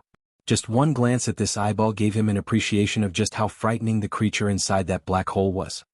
In reality, it wasn't just Passing Monarch and the others that felt fearful. At this moment, even Shifeng could sense an aura of death looming over him. In addition, he detected an extremely familiar aura emanating from that black hole, Divine Might. However, the divine might he was feeling now was completely different from when he encountered it before. In previous instances, the divine might he felt all came from items. Moreover, as the divine might of these items originated from gods, the divine might they could radiate was extremely weak. If Shifeng were to compare the divine might from items and the divine might he was feeling now, the former felt as thin as air, while the latter felt as dense as mercury. How can this be possible? As Shifeng stared at the massive red eyeball, he was utterly confused by what was going on. Could this be an event on Demon Island? In God's domain, there would frequently be such events occurring. To players, these events were both disasters and opportunities. However, Shifeng very quickly rejected this thought. According to what he knew about events, a real god simply could not appear. At this moment, he could say with absolute certainty that the massive eyeball was the eye of a god. The reason for his certainty was personal experience with this kind of pressure, so he definitely could not be wrong. At the same time, the Flower of Seven Sins members on Demon Island all revealed excited expressions one after another as they looked at the giant eyeball in the sky. Success. Boss Brute's side succeeded. Ah! The future of God's domain will be the Flower of Seven Sins' era. At this moment, the Flower of Seven Sins members were so excited that they completely forgot about their battle with Shifeng before. Meanwhile, along with the appearance of this giant eyeball, 3 dazzling purple-gold items fell out from the crumpled space. Every one of the 3 items radiated powerful divine might that could make one shudder. Immediately after, the sound of a system announcement entered Shifeng's and the others' ears. System announcement. Some players have activated the new expansion pack, Demon God's Disturbance.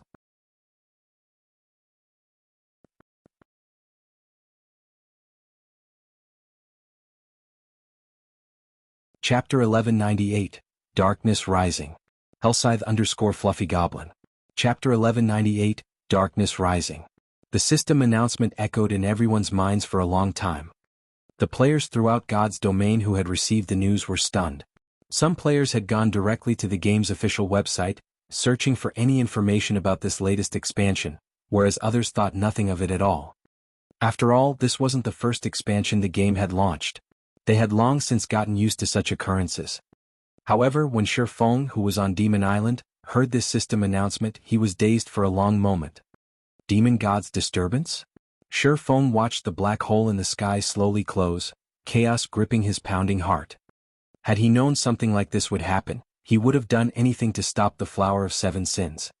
God's domain had many expansion packs.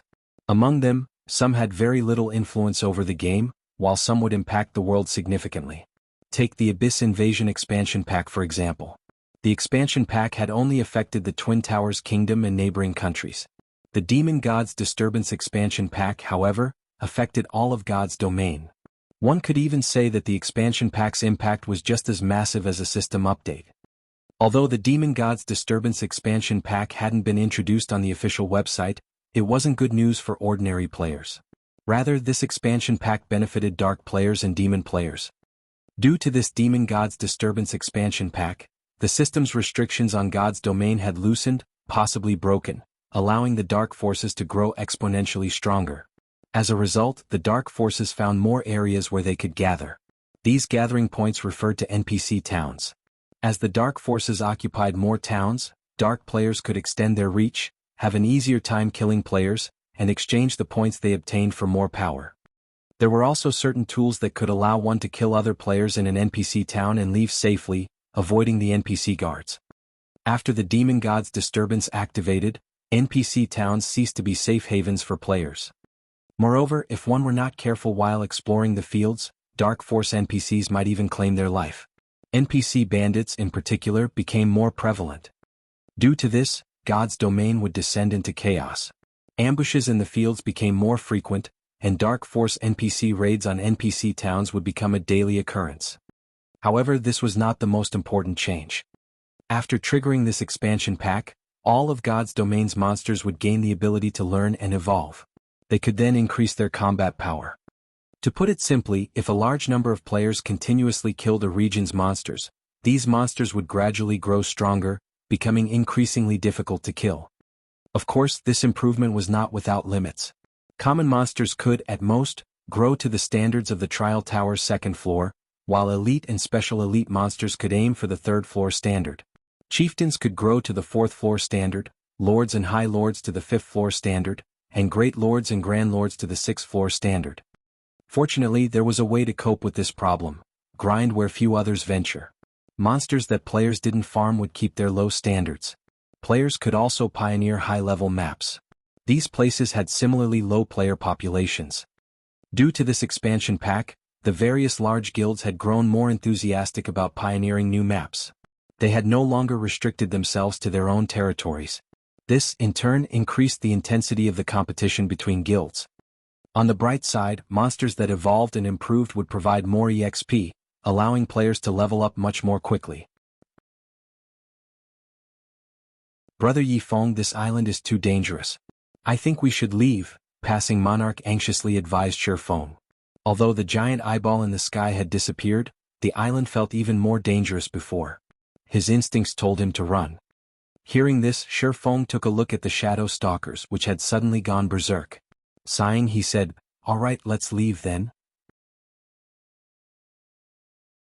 With the situation on Demon Island as it was not suitable for them right now. The demon god's aura had driven the island's monsters berserk. In this state, their combat power had risen by at least 30%. Demon Island had already been dangerous for him. Now that the monsters had gone berserk, it was impossible to reach the ancient ruins. If he wanted to do so, he could only wait until the monsters here reverted to their normal state. As Shi Feng and the others had turned to leave, a monster's roar reached them from within the forest. In the next moment, a three-headed demonic hound that was over 5 meters tall barreled out of the trees. A savage man with disheveled hair sat upon this demonic hound. The man stood over 2 meters tall, half a head taller than Kola. The man had thick, robust arms. The man carried a crimson spear on his back, the length of which was decorated with blood-red divine runes.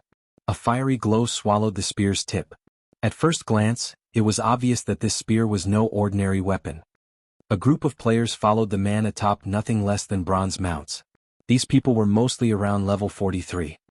Who are these people? Passing Monarch turned his head towards the six-man party, shocked.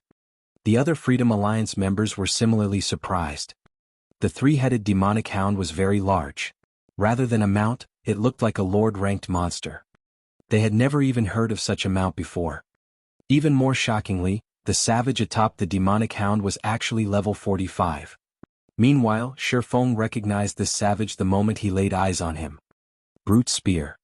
In the past, Brute Spear had been a relatively well-known expert of the Flower of Seven Sins. Back then, the rest of the world had referred to him as the Brute God. In God's domain, any player that was nicknamed a God had been a Tier 6 God-ranked expert. The reason he had been known as Brute God, and not Spear God, was his inhuman strength in both the game and the real world. The 5 others behind Brute Speed were all experts from the Flower of Seven Sins. Their combat standards were on par with the black-clothed ranger from before, having already reached the flowing water realm. Even in super guilds, an expert party like this was rare. One would only encounter them with some frequency in the dark arena. "You guys killed my men just now?" Brute Spear asked coldly as he looked down at Shifeng and the others. Brute Spear's voice was rough. Despite him speaking normally, his words sounded like a tiger's roar. He was like the generals of ancient times and gave off a very scary feeling. "Fellow friend, is there some misunderstanding between us?" Passing Monarch asked hurriedly when he noticed Brute Spear and the other Flower of Seven Sins members showing signs of taking action. "We didn't take the initiative to attack your people. They attacked us first. We were simply retaliating." "I don't care. Right now I'm asking whether you guys killed my men or not," Brute Spear demanded once again, ignoring Passing Monarch's words.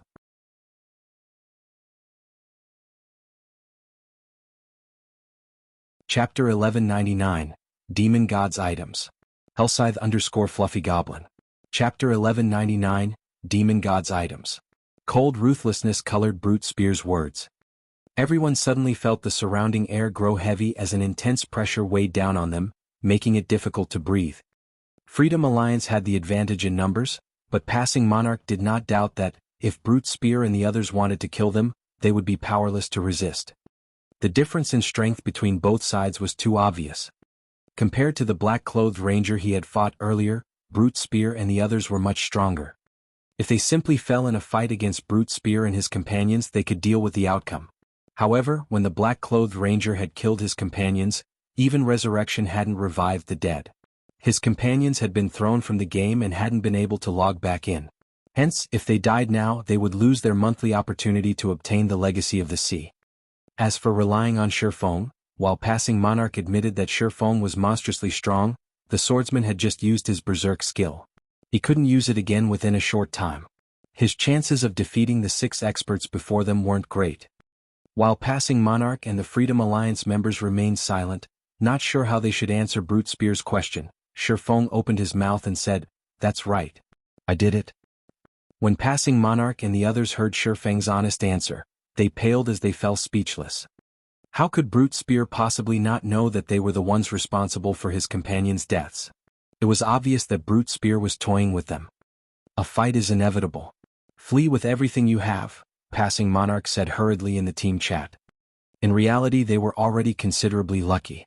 If not for Shifeng repulsing the Flower of Seven Sins members earlier, they would have lost both their lives and their bronze speedboats.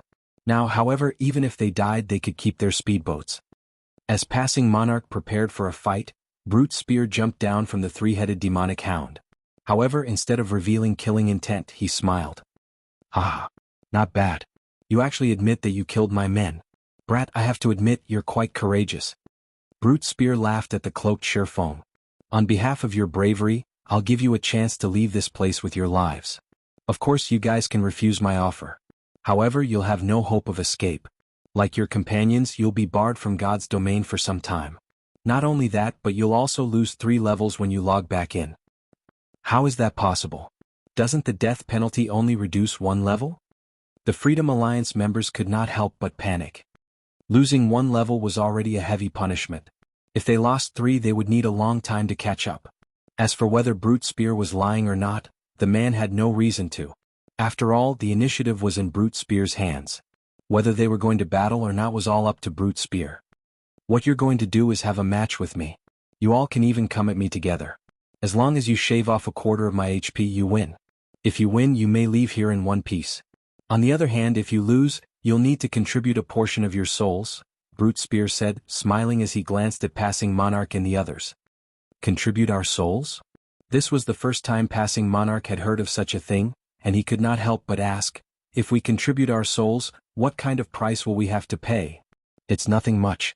You'll just be in a weakened state for several days. You won't actually die, Brute Spear explained, fully understanding Passing Monarch's worries. After you guys contribute your souls, I'll similarly let you all leave safely. Based on his personality, he should have already killed every one of these people. However, he had just received 3 treasures from the demon god, and he needed someone to test them on. Otherwise, he would have taken action instead of wasting so many words with these people. Brother Yifeng, what do you think? Passing Monarch could not help but turn to ask Shifeng. To him, Brute Spear's conditions seemed beneficial. Originally, Passing Monarch thought that Brute Spear would ask for their bronze speedboats in exchange for letting them go. However, dealing with a weakened state for a week or so was better than losing 3 levels. Moreover, it also wasn't certain that they would lose. If all of their members were allowed to attack together, their chances of victory would be quite high. Contributing souls? The name of a certain item suddenly popped into Shifeng's head when he heard Brute Spear's explanation. The Soul Orb. In the past, this was a very well-known item in God's domain. Moreover, it had belonged to the Flower of 7 Sins. The Soul Orb had become famous due to its ability to place a player in a state of extreme serenity by sacrificing other players' souls. The affected player's brain activity would also increase, which would in turn help one learn combat techniques, improve skill completion rates, or even become a master or grandmaster lifestyle player much more easily. This Soul Orb was far more effective than a high mana density environment. As a result, when the various superpowers wanted to nurture a particular genius, they traded with the Flower of 7 Sins. The Flower of 7 Sins was also more than willing to trade. After all, just by using the souls a few players contributed, they could obtain a large amount of resources and excellent weapons and equipment. In the past, Shifeng had heard that to nurture Alice, the Witch of the West, the Miracle Guild had traded a fragmented legendary with the Flower of 7 Sins. Currently, based on Brute Spear's description and the demon god's appearance, Shifeng was 80% certain that Brute Spear had the Soul Orb in his possession currently. In God's domain, aside from basic attributes, skills and items, combat techniques also affected a player's combat power. The Soul Orb was a treasure that could allow players to learn and master combat techniques quickly. Thinking up to this point, Shifeng looked at Brute Spear and said, "Don't even think about it.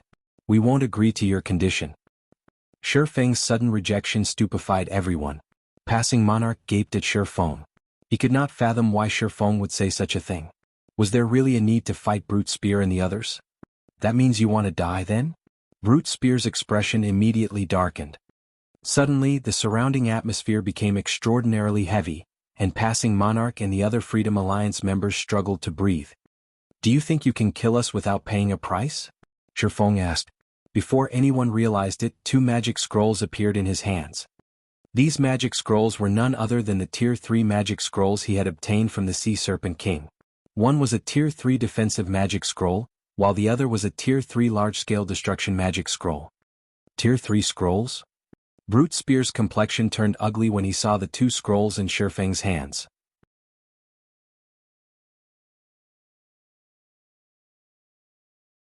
Chapter 1200, Sin of Pride. Hellscythe_Fluffy Goblin. Chapter 1200, Sin of Pride. Tier 3 magic scrolls were extremely rare in God's domain. It was nearly impossible to find one on the market. Even if one went to a large guild to purchase Tier 3 magic scrolls, they would need a close relationship with the buyer and rare items to offer in exchange. Meanwhile, Brute Spear recognized both of Shifeng's magic scrolls. One of them contained a Tier 3 large-scale destruction magic scroll, and when this scroll was activated, even demon players like himself with high HP and defense would die instantly. The second was a Tier 3 defensive magic scroll, and it was currently acknowledged as the best life-saving scroll in God's domain. As long as the Tier 3 defensive magic scroll was activated, current players would be helpless against it. Even a Tier 4 large-scale destruction spell could not break a Tier 3 defensive spell. Even Tier 4 mythic monsters could not break the defensive spell. If Shifeng activated this magic scroll, they really wouldn't be able to do anything to Shifeng and his group as they left Demon Island. This was not an outcome Brute Spear wished to see. Are you really willing to part with 2 Tier 3 magic scrolls? Brute Spear glared at Shifeng. He hadn't expected Shifeng's group to possess such a trump card. If possible, he wanted to kill Shifeng before the latter could activate the magic scrolls. However, he had already discovered Shifeng's standard as a peak expert.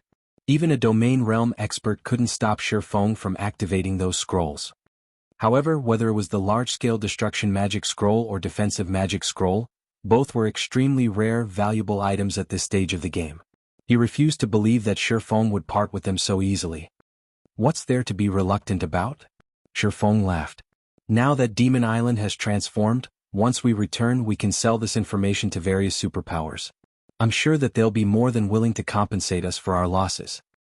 Hearing Shifeng's words, Brute Spear and his companions' expressions twisted. They wanted nothing more than to rip Shifeng apart. Currently they still had plenty of matters to deal with on Demon Island, and it would take some time before they finished. If the other superpowers learned about Demon Island, a war would erupt. If that happened, other superpowers might snatch some of the items they were searching for. This was definitely not an outcome they wished to see. I'll admit that you're pretty smart. Say it then. What do you want? Brute Spear growled as he suppressed his bubbling rage. Hearing this, the corners of Shifeng's lips raised as he said unhurriedly, since it's a competition we have to even the odds. Your conditions are simply too one-sided. If we win, we only get to leave safely, yet if we lose we have to contribute a portion of our souls, suffering a weakened state for a long period. If you really want a match, do it fairly. Since we have to contribute our souls if we lose, shouldn't you offer something as well? The items the demon god had bestowed were different from monster drops. There was no 2-hour waiting time to take ownership. Unless the items had a setting that made it so that they would drop upon death, even if he killed Brute Spear, there was no guarantee that he could get the items from the man's bag. Even if something did drop, it was unlikely that it would be the soul orb he wanted. In the past, many superpowers had sought the soul orb and had employed many means, both honest and not, to obtain it. However, no matter what they tried, they had failed to obtain the soul orb and had no choice but to trade valuable treasures with the Flower of 7 Sins. Contribute items? Brute Spear glared at Shifeng. Unfortunately, he currently had no means of dealing with the swordsman. On the contrary, Shifeng held his weakness, Demon Island, in his palm. Fine. If you guys win, I'll give you all a piece of level 45 dark gold equipment. However, you have to reduce my HP to 50% to win. You may choose whichever of the two options. Hearing Brute Spear's words, everyone present could not help but admire Shifeng. This was especially true for the 5 Flower of 7 Sins members beside Brute Spear. If not for Shifeng being their enemy, they might even applaud the man. The fact that Shifeng had convinced Brute Spear to take a step back, albeit at a very small one, was an amazing feat in and of itself. After all, in the Flower of 7 Sins, Brute Spear was a member of the Sin of Pride. If Shifeng chose the first option and competed for no reward, Shifeng's group would only need to lower Brute Spear's HP by 20%. As for the second option, while there was a reward, they would have to reduce Brute Spear's HP by half. The difference was obvious. If Shifeng's group wanted to win, they would definitely choose the first option. In the end, nothing would change. So, are you saying that if we decimate all of your HP you'll give us an epic item? Shifeng asked, smiling. You really are a greedy bastard. Do you think you guys are worth one epic item? Brute Spear said in disdain. While level 45 dark gold equipment is tempting, do you think I would lack something like that? Shifeng said, chuckling as he exposed the Angry Tyrant Bracer's glow effect. Immediately, the Angry Tyrant's epic rank glow stunned everyone present. Previously, Shifeng had hidden the glow effects of his weapons and equipment, making it very difficult to determine his item's quality unless one had done their research into God's domain's various materials. Obviously, nobody present could determine his item's quality. Otherwise, they would have been astounded. Epic equipment. Passing Monarch was taken aback when he noticed Shifeng's bracers. Even the Freedom Alliance only possessed a few pieces of epic equipment. It was unbelievable that a lone player like Shifeng possessed a piece as well. It seems I really have underestimated you. When Brute Spear looked at Shifeng's angry tyrant, greed flashed in his eyes. Epic equipment was even rare in super guilds. Super guilds had far fewer epic items than peak experts. Only peak experts that performed exceedingly well were assigned epic equipment. Even Brute Spear only wore 2 pieces of epic equipment. He had received one of them from the Flower of Seven Sins, while he had just obtained the other from the Demon God's quest. He did not have any epic bracers. If he could obtain them, they would undoubtedly increase his basic attributes. If you want to do it that way, we'll do it fairly. If I bet an epic item, then you guys have to bet an epic item as well, Brute Spear said, sneering. It was obviously not possible to steal Shifeng's epic bracers. Even if he killed Shifeng, the swordsman would drop random items. The chance of obtaining those epic bracers was simply too low. If he wanted, he had to gamble. If you lose, you only need to hand over 1 epic item, yet if we lose, we need to offer our souls and an epic item. You call that fair? Shifeng smirked. If you wish for absolute fairness, fine. You and me one-on-one. Brute Spear said. If you win, I'll give you a top-tier epic item. A top-tier epic item? Shifeng's expression twisted into one of contempt. He then publicized Angry Tyrant's attributes for everyone to see. If you can offer a better piece of epic equipment better than mine, I'll consider it. If not, no deal.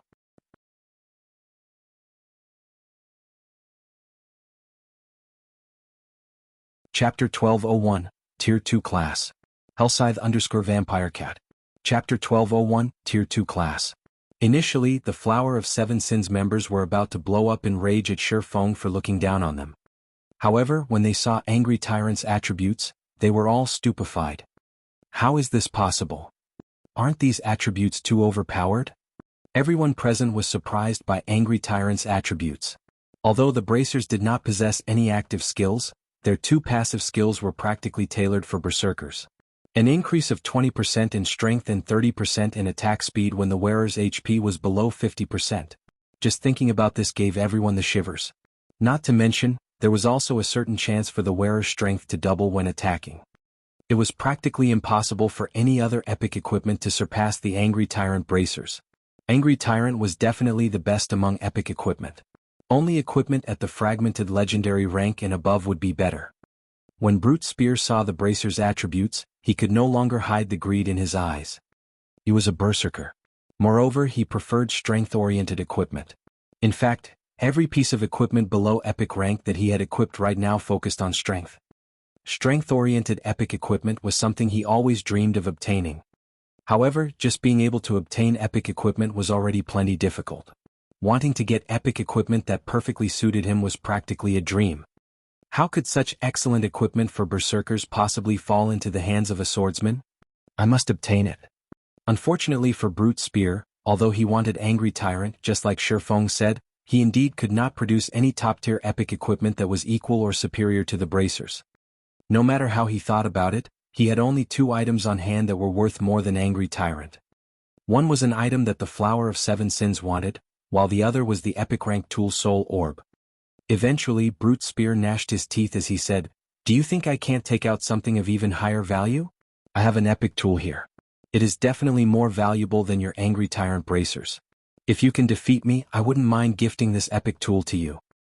Epic tools were generally more valuable than epic weapons and equipment because epic tools did not take up a player's equipment slots. Players could use an epic tool even if it was in their bag space. Hence, the price of epic tools was generally double that of epic equipment, more if it was an epic tool with good attributes. An epic tool? Shifeng feigned hesitation as he said so. Inwardly, however, he was extremely excited. Alright, let's sign a contract. He had deliberately exposed Angry Tyrant's attributes precisely to bait Brute Spear. Now he had succeeded. As for whether the tool Brute Spear would wager was the Soul Orb or not, Shifeng was 100% sure that it was. Epic equipment was already quite rare. The chances of Brute Spear obtaining 2 epic tools at this stage of the game were lower than winning the lottery. Brother Yifeng, is there really a need to do this? Passing Monarch was bewildered as he watched Shifeng sign a contract with Brute Spear. Originally, if their whole group fought against Brute Spear, they'd had over a 70% chance of winning. Now, however, Shifeng was going up against Brute Spear in a one-on-one. Even if Shifeng was very powerful, in passing Monarch's opinion, Shifeng would be lucky to have even a 30% chance of victory. After all, Shifeng had already used his Berserk skill. Meanwhile, Shifeng was actually gambling epic equipment on such low odds. This was simply insane. Haha.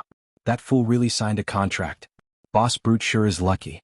Not only did he obtain an epic tool from completing the quest this time, but he is even going to get a pair of excellent bracers for berserkers. That's right. I wonder what kind of expression that person will reveal when they see the strength Boss Brute reveals. With the addition of these epic bracers, Boss Brute will have 3 pieces of epic equipment in total. He will definitely become our Sin of Pride's #1 berserker with this. Brute Spear's several companions began a hushed discussion among themselves as they looked at Shifeng. They all considered Shifeng extremely foolish to gift away such excellent equipment. As a peak expert, Shifeng indeed possessed the qualifications to be prideful. However, Brute Spear was similarly a peak expert. In their opinion, if it were before Brute Spear had completed his quest, he would have had roughly a 60% chance of winning. The reason for this bullish evaluation was Brute Spear having been a high demon. After he transformed, both his main attribute and physique would receive a 20% improvement. If both sides were almost equal in attributes and combat standards, a 20% improvement to physique would allow Brute Spear to achieve an overwhelming victory. The only way Shifeng could make up for this difference was through activating a Berserk skill. However, as far as they knew, Shifeng had already used his Berserk skill and wouldn't be able to use it again within a short period. This doomed Shifeng to a lower chance of winning. Meanwhile, now that Brute Spear had completed his quest, his strength had received another considerable improvement. Even if Shifeng's combat standard was above Brute Spear still had a 90% chance of victory. With the contract signed, both sides distanced themselves and provided Shifeng and Brute Spear with sufficient space for a duel. As the duel timer began counting down, Brute Spear retrieved the crimson spear slung on his back and slammed the spear's butt on the ground, causing an earth tremor.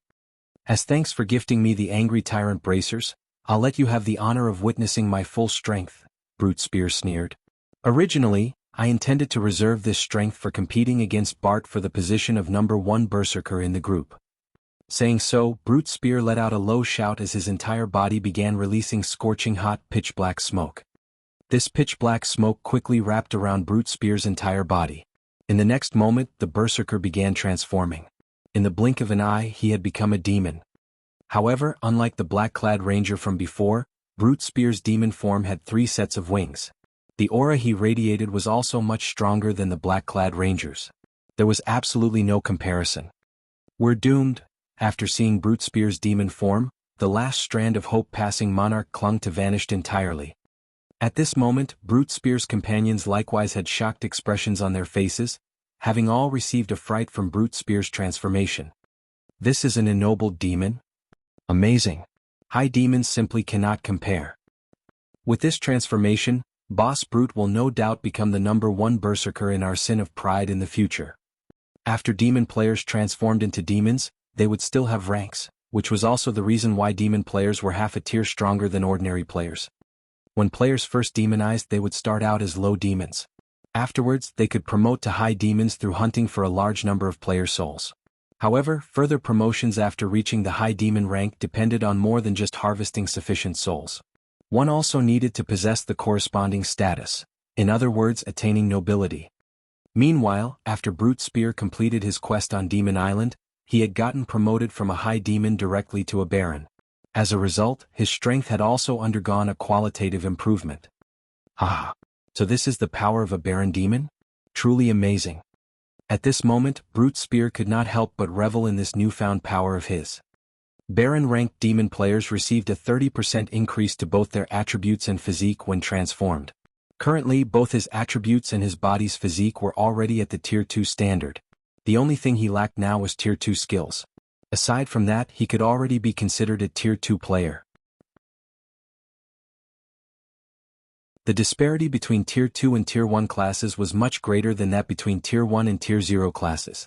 If a Tier 2 class fought against a Tier 1 class, even without using any skills and under a situation where both sides were at the same level, the Tier 1 class would be powerless to resist. After Brute Spear stretched his body a little, his blood-red eyes shifted to the swordsman before him. "All right, I'll let you have a taste of despair now."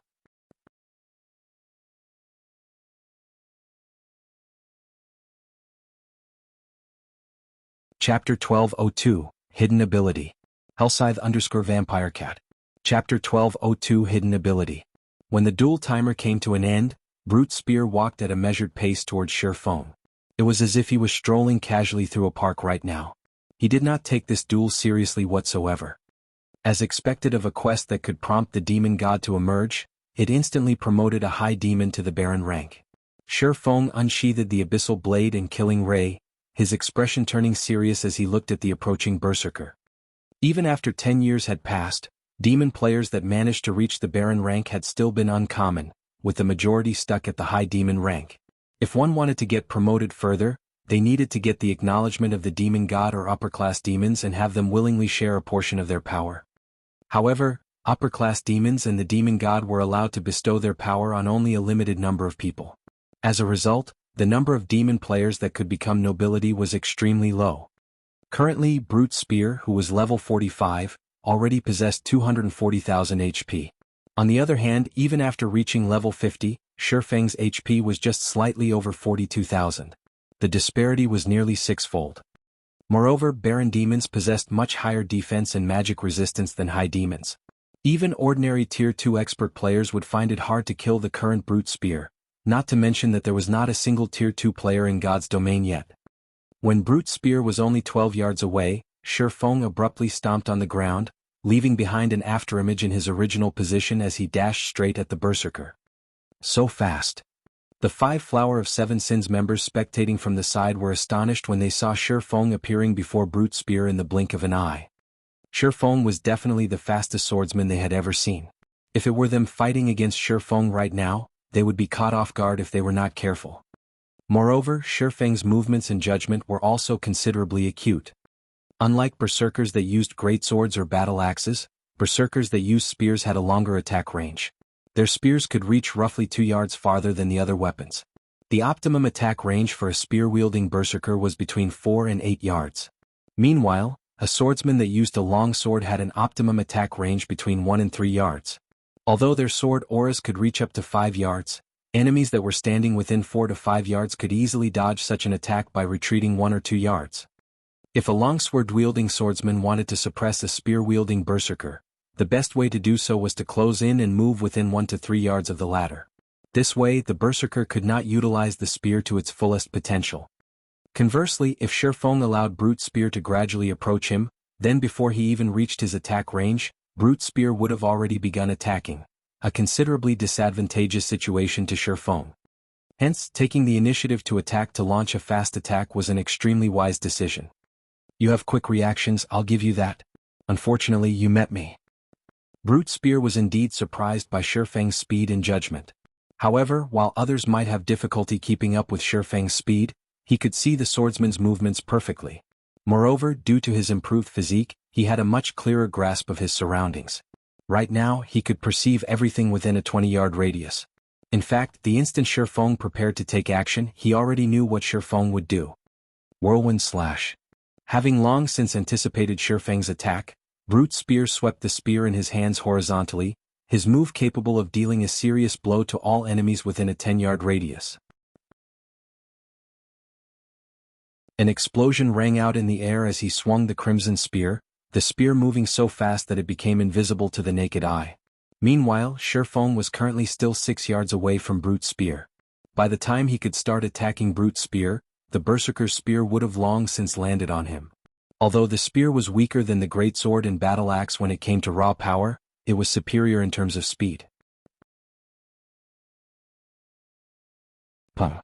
Spear and sword collided, the impact forcing Shifeng to take a few steps back. What a high skill completion rate. Shifeng was slightly astonished as he looked at Brute Spear, who remained unaffected by the impact. If speaking purely in terms of the strength attribute, he should surpass Brute Spear even after the latter transformed. After all, there was a 5-level gap between them. Moreover, the quality of his weapons and equipment was also far superior to that of Brute Spear's. Nonetheless, he still got repulsed in the end. The only explanation for such a situation occurring was Brute Spear's skill completion rate. When a player's skill completion rate reached a certain percentage, the skills they used would generate some additional effects. For example, when the Berserker class's Whirlwind Slash achieved a completion rate of 99% or above, aside from having greater destructive power, the skill would also come with a knockback effect. A skill completion rate of 99%. This was a completion rate that Shi Feng could only occasionally achieve when both his body and mind were in an excellent state. Despite that, the Berserker before him was able to achieve this feat casually. Is this a hidden ability of a demon noble? Shi Feng did not believe that Brute Spear himself was capable of achieving such a high completion rate. After all, the Berserker had just been promoted to a Baron Demon. After transforming, the bonus attributes he received should be much higher than when he was just a high demon. He should have great difficulty properly controlling this newfound strength immediately. He would need some time to adapt. Hence, the only explanation was that this high completion rate was a hidden ability of a demon noble. In the past, Shi Feng had never gotten the opportunity to fight against a demon noble. Or to put it in another way, he had not possessed the qualifications to do so. As a result, he had only a little information on demon players. As for the hidden abilities of demon nobles, there hadn't been any fools that revealed such a secret. No wonder Qin Su said that you're powerful. Your strength attribute is actually so high. Looking at his still trembling spear, Brute Spear could not help but turn to look at Shi Feng. After this brief exchange, he grew even more fond of the bracers on Shi Feng's arms. Even after transforming into a demon, he was still weaker than Shi Feng in terms of strength. If he were fighting against any other swordsman right now, such a situation would have been impossible. The only explanation for this was Shi Feng's weapons and equipment. After saying so, Brute Spear directly used charge at Shi Feng, the spear in his hand stabbing at Shi Feng's heart. When Brute Spear used charge, he became like a shooting star. He was not only extremely fast but also exerted powerful pressure on Shi Feng. However, this pressure didn't come from Brute Spear himself. Instead, it was a deterrent effect that appeared when charge's completion rate reached 99% or above. This hidden effect reduced his opponent's reaction speed by 20% and movement speed and attack speed by 40% for 1 second. When Brute Spear got to within 6 yards of Shi Feng, the crimson spear in his hands suddenly transformed into a streak of red light. Boss Brute is finally using his trademark move, an assassin familiar with Brute Spear said, chuckling. This was a combination technique Brute Spear used to gain fame for himself in the Flower of Seven Sins, merging a combat technique with a system skill to exert even more power. Lightning speed. Originally, charge had already allowed Brute Spear's crimson spear to move at a frighteningly fast speed. Then, during the time he was using charge, he would transfer the power of his entire body to his spear, applying additional acceleration the instant it was about to reach its target. This speed made the attack practically impossible to dodge or block. At the critical moment, Shi Feng activated parry. When the crimson spear came into contact with his swords, Shi Feng instantly felt both his arms go numb. His entire person also was forced to retreat 6 steps before he managed to stabilize himself. He blocked it? Brute Spear was astounded right now. Just how high is his agility? The lightning speed he executed this time was the most perfect one so far. Logically, after including the suppression effect of his charge, Shi Feng should not have been capable of executing parry at all. Since it is so, let's see if your reaction speed or my attack speed is faster. Saying so, Brute Spear flapped the wings on his back and began hovering in midair. His body then split into 3, and all 3 attacked Shi Feng simultaneously from different directions. The skill he had used was called Demon Flash, something he had learned after becoming a Baron Demon. It allowed him to attack his opponent from 3 directions, and each clone mirrored his original body perfectly. There was also no need for him to control his mirror images as they would carry out the same actions as he did. During the attack, he and his clones would also gain an enormous movement speed boost. Overall, it was a skill many times more powerful than charge.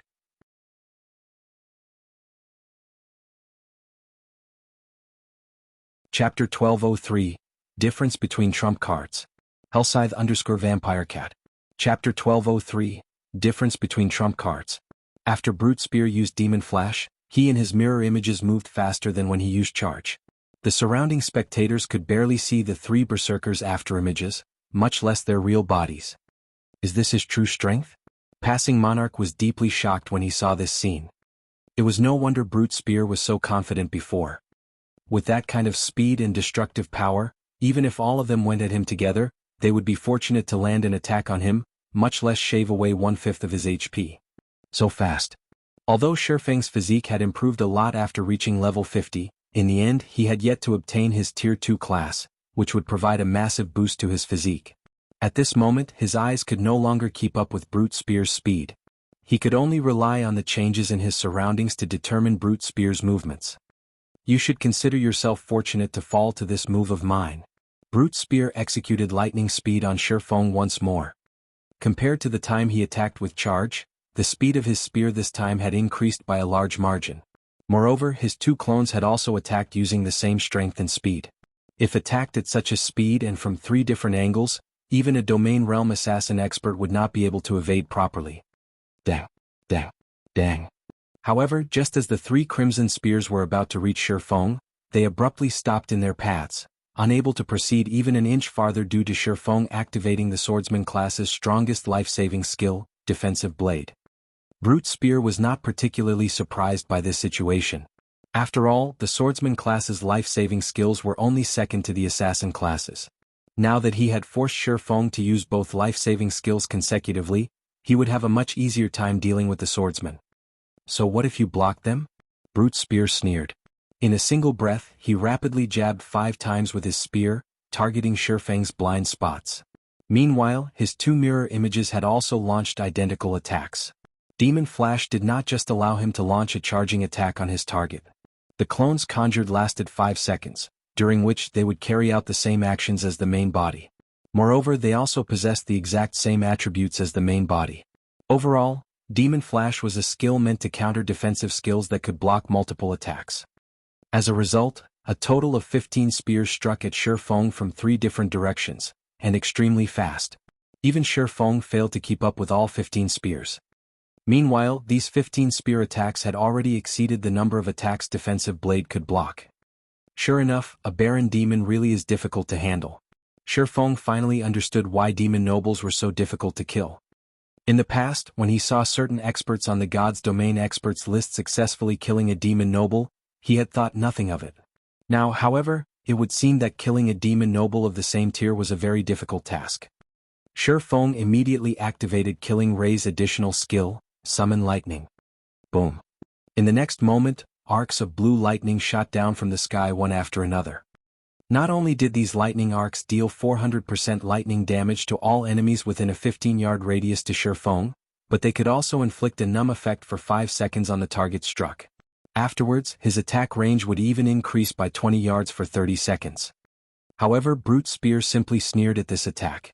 He did not bother dodging the lightning arcs at all as he abruptly stabbed his spear at Shifeng. He intended to compete and see who could deal more damage.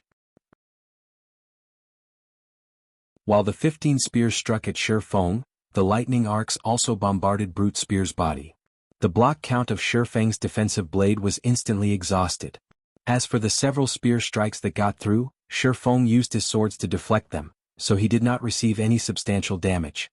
In contrast, Brute Spear had over -13,000 damage from the lightning strikes. What high magic resistance! Envy sprouted in Shifeng's heart when he saw this damage. If a normal level 45 player received this move of his, they would either die instantly or have very little HP remaining. However, a Baron Demon's high magic resistance had greatly reduced the damage Brute Spear received. Brute Spear had over 240,000 HP.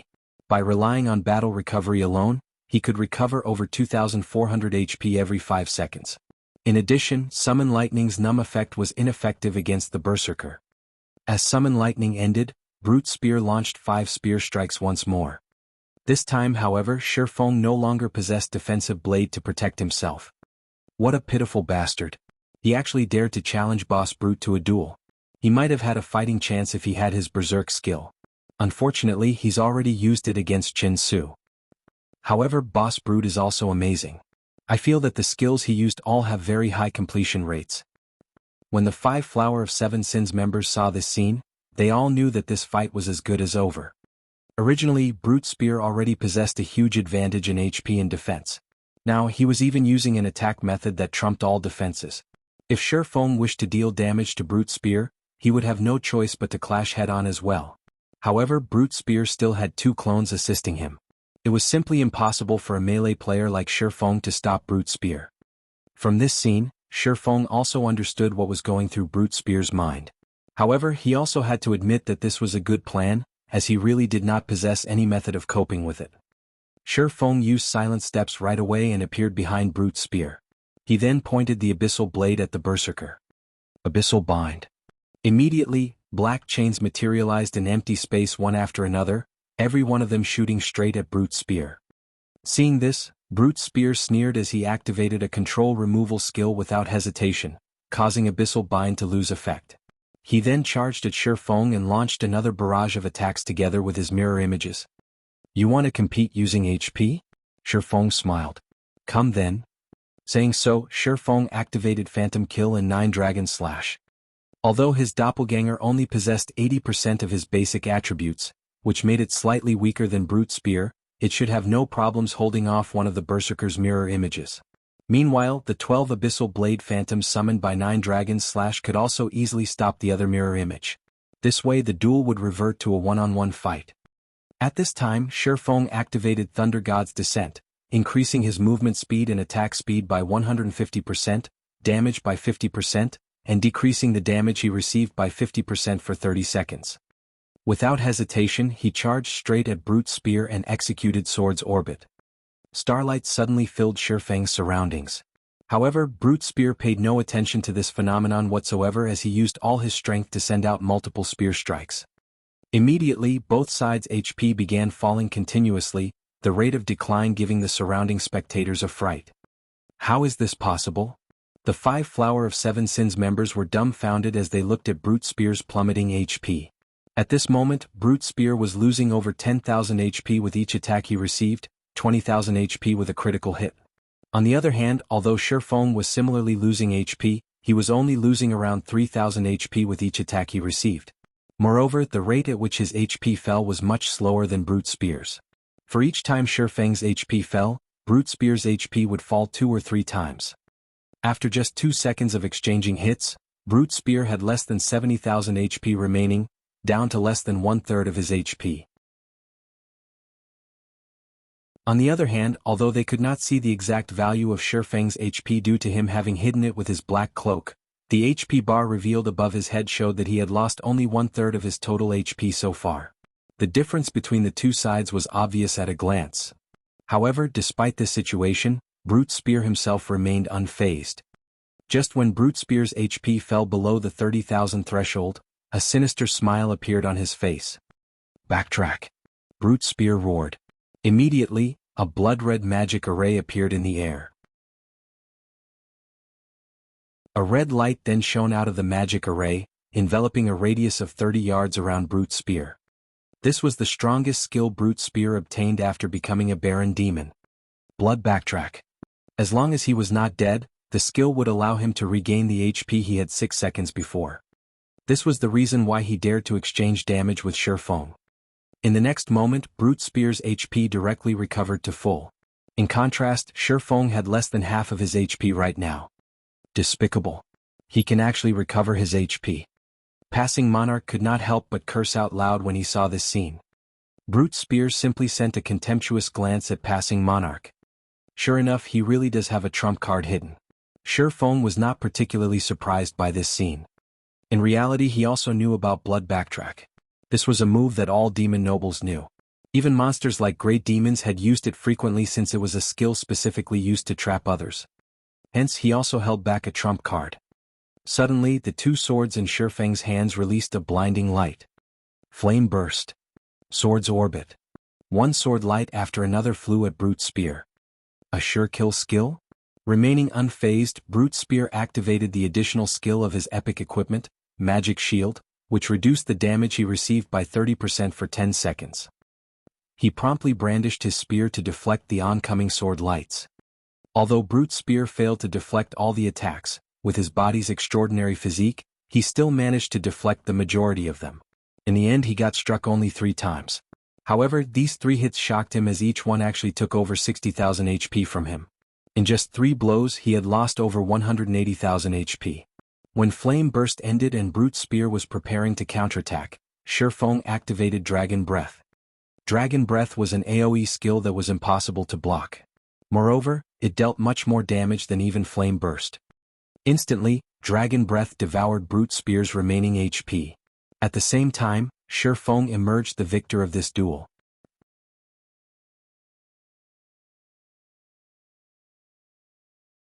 Chapter 1204, Treasure Secured. Hellscythe_VampireCat. Chapter 1204, Treasure Secured. After the duel was over, Brute Spear had a look of horror on his face as he looked at Shifeng. How could he have such a high explosive power? Brute Spear could not at all believe that he had just lost. He was a Baron Demon. He also had 2 pieces of epic equipment equipped. He himself was a peak expert in God's domain. With his 240,000 plus HP, even if he just stood still and did nothing, it would take a berserker of the same level quite some time to kill him, yet he had been killed almost instantly. How could he possibly accept this loss? Nonetheless, there was no way the duel result announced by the system could be fake. It was also an inescapable fact that he only had 1 HP remaining right now. Unlike the duels in arenas, the system would leave players with 1 HP when they were defeated in a duel held in the fields, preventing them from dying. The match is over. You can hand over that epic item of yours now, Shifeng said as he looked at Brute Spear, who currently had a dazed expression on his face. Although Brute Spear possessed the transformation bonuses of a Baron Demon, the difference in levels and equipment between the two of them was simply too massive. It was not something a single demon transformation could offset.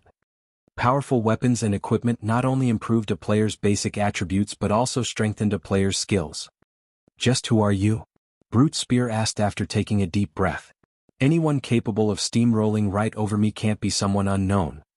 In terms of HP and defense, he indeed possessed an absolute advantage.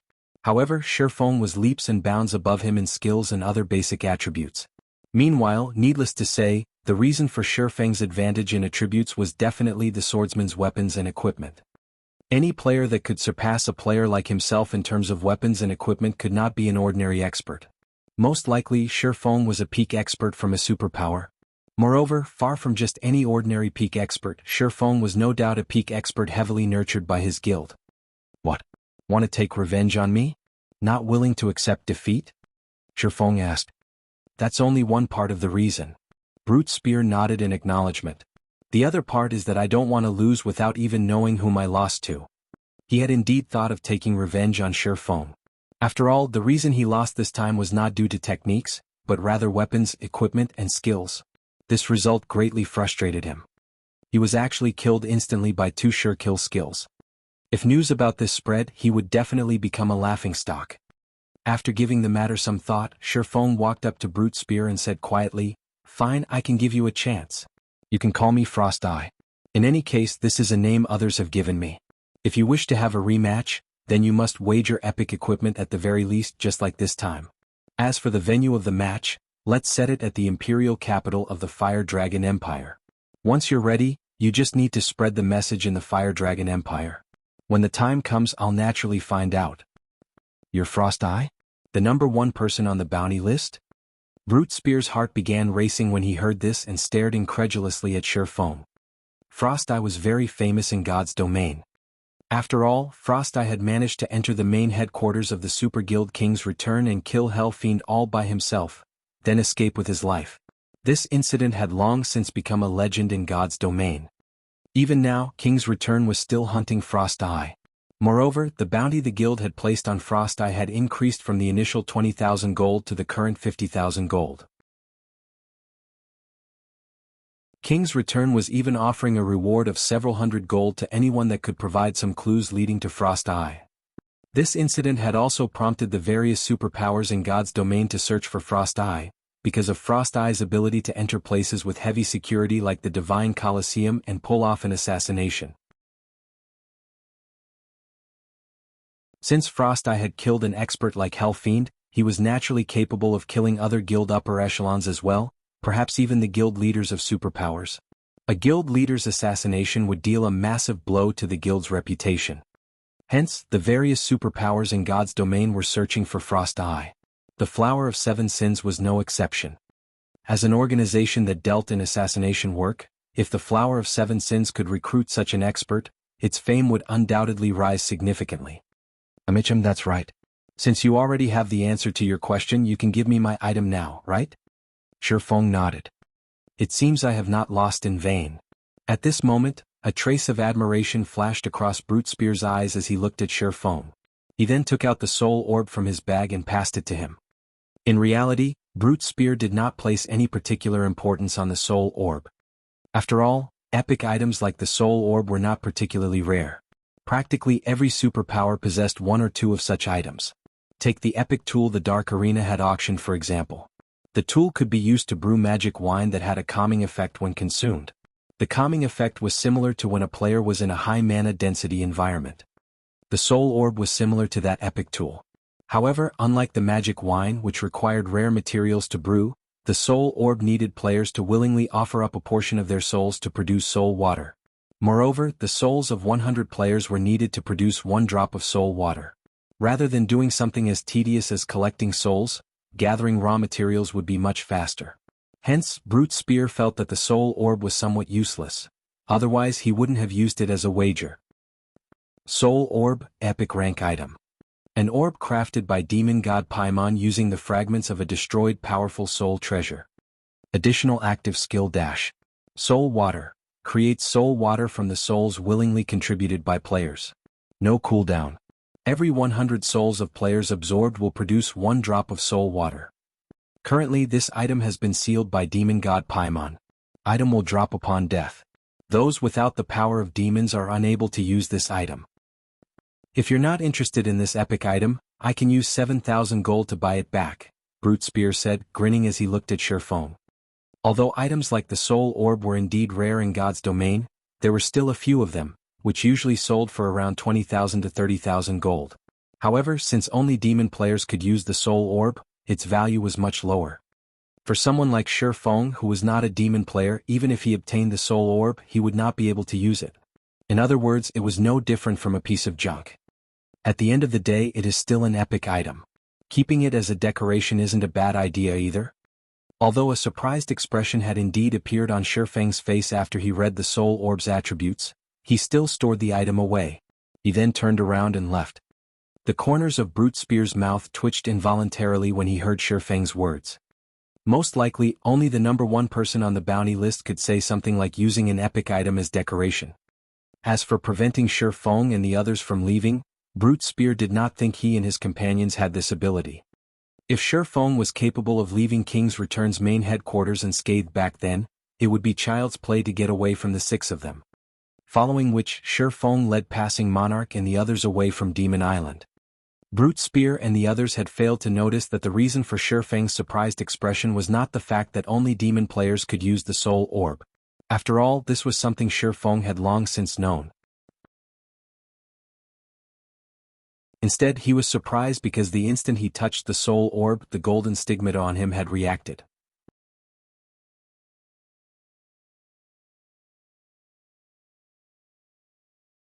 Chapter 1205, Kingdom Transformation. Hellscythe_VampireCat. Chapter 1205, Kingdom Transformation. The golden stigmata was originally a tool for Shifeng to search for the 7 treasures. Previously, when he went to Lakeheart City, a clue relating to one of the 7 treasures had appeared. However, the signal had been brief, disappearing after a moment. Fortunately, he had already gotten a lock on the NPC wielding that treasure. Only, as Countess Katie Green was too powerful for Shifeng right now, he did not want to alert the NPC any more than he already had. Since entering God's domain, Shifeng had already been to quite a few places. However, he had managed to find only 1 clue relating to the 7 treasures so far. Despite that, the instant he touched the soul orb, it had actually triggered a reaction from the golden stigmata. How could he not get excited over this? This was also the reason behind Shifeng's decision to give up on entering Demon Island for now and return to White River City first. After all, the soul orb was an item that dropped upon death. The ancient ruins on Demon Island were extremely dangerous. With the demon god's aura causing the monsters on the island to go berserk, the risk of death was simply too high right now. It was much better if he returned to White River City for the time being. Following which, Shifeng said his goodbyes to Passing Monarch and agreed to meet up with him tomorrow at the sea's end.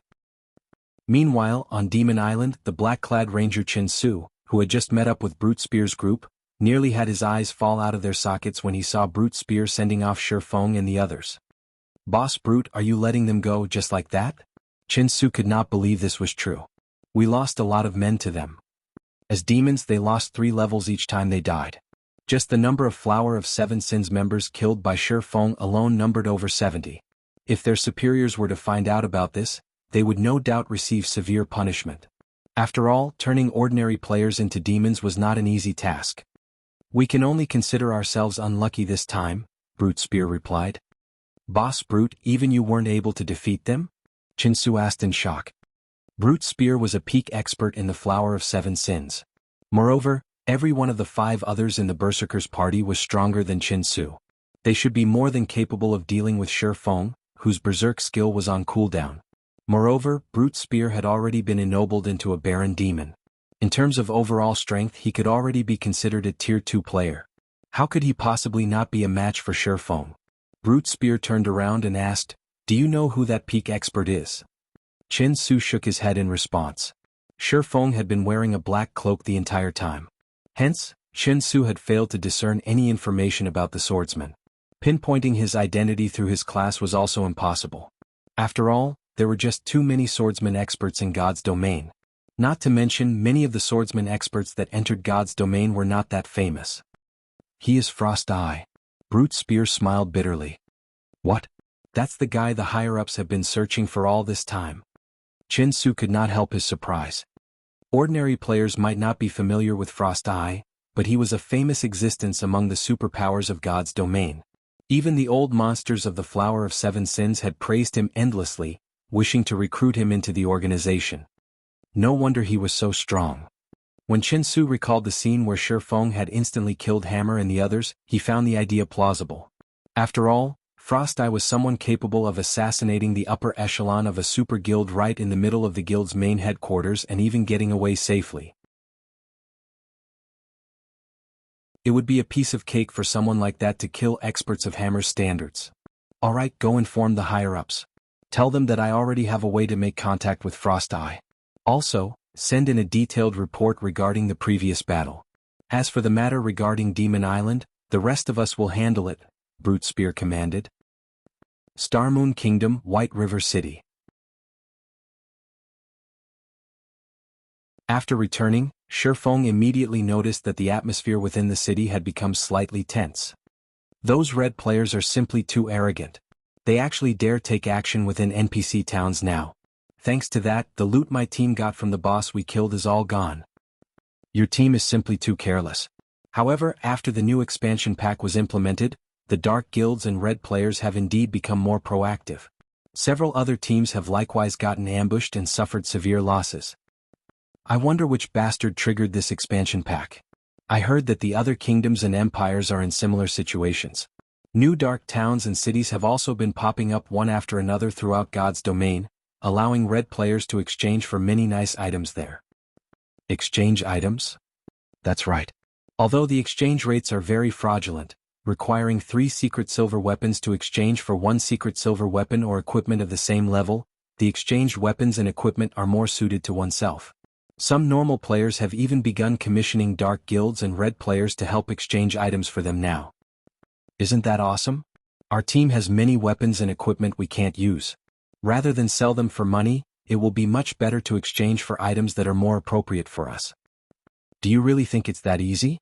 So far, the only place that has such an exchange center in Starmoon Kingdom is Evernight City as the only dark NPC city within the kingdom. Those who aren't red or dark players are prohibited entry. Moreover, if you want to exchange for high-ranking weapons and equipment, you'll need to have enough reputation with the city as well as fulfill certain conditions. Ordinary red players can exchange for bronze weapons and equipment at best. I heard that only dark players can exchange for secret silver weapons and equipment. It seems we'll have to be more careful in the future. Now that these dark guilds and red players have such a convenient source for items, they will surely become more proactive in the future. That's right. Currently, some NPC towns are no longer safe from red players. I don't know what kind of item those red players have managed to get, but they're actually able to evade detection by NPC guards for a short time. Unless they're standing very near an NPC guard, the latter won't sense them at all. Many independent teams and players were discussing the recent expansion pack and its consequences in the open-air bar of White River City's teleportation hall, and they were unanimous in hating the new expansion pack. Initially, the range of activity of dark players was not particularly large. After the implementation of the new expansion pack, however, new dark towns appeared in the vicinity of the various NPC cities. Moreover, these dark towns were all very powerful. The NPCs ruling them were usually above level 100. Existences that current players couldn't go up against. As a result, this situation immediately expanded the range of activities of dark players significantly. They've begun moving already? Shi Feng had never imagined that these dark players would take action so quickly. While the Demon God's Disturbance expansion pack was indeed a blessing to dark players and somewhat of a disadvantage to ordinary adventurer players, it wasn't as though the expansion pack was a pure liability to adventurer players. Adventurer players similarly had a way to benefit from this expansion pack: crusades. Along with the rise of the dark forces, many dark NPCs that had previously hidden themselves would become active. As these NPCs were considered enemies of normal players could kill them without suffering any repercussions. As long as players managed to kill these NPCs, aside from being able to obtain weapons and equipment just like the loot from a boss, there was also a certain chance for these NPCs to drop 7 Luminaries crystals, an extremely valuable item to both players and NPCs. Unlike field bosses, some powerful NPCs would collect 7 Luminaries crystals. This source of 7 Luminaries crystals could also be considered the greatest reward to normal players from this new expansion pack. After Shi Feng was done eavesdropping on the conversations of other players, he returned to the candlelight trading firm and entered a special forging room before carefully taking out the soul orb. Please don't disappoint me. Shi Feng then activated Omniscient Eyes on the soul orb. Omniscient Eyes was one of the 2 active skills of the Golden Stigmata, and it allowed one to see through everything and discover certain things that were not visible on the surface.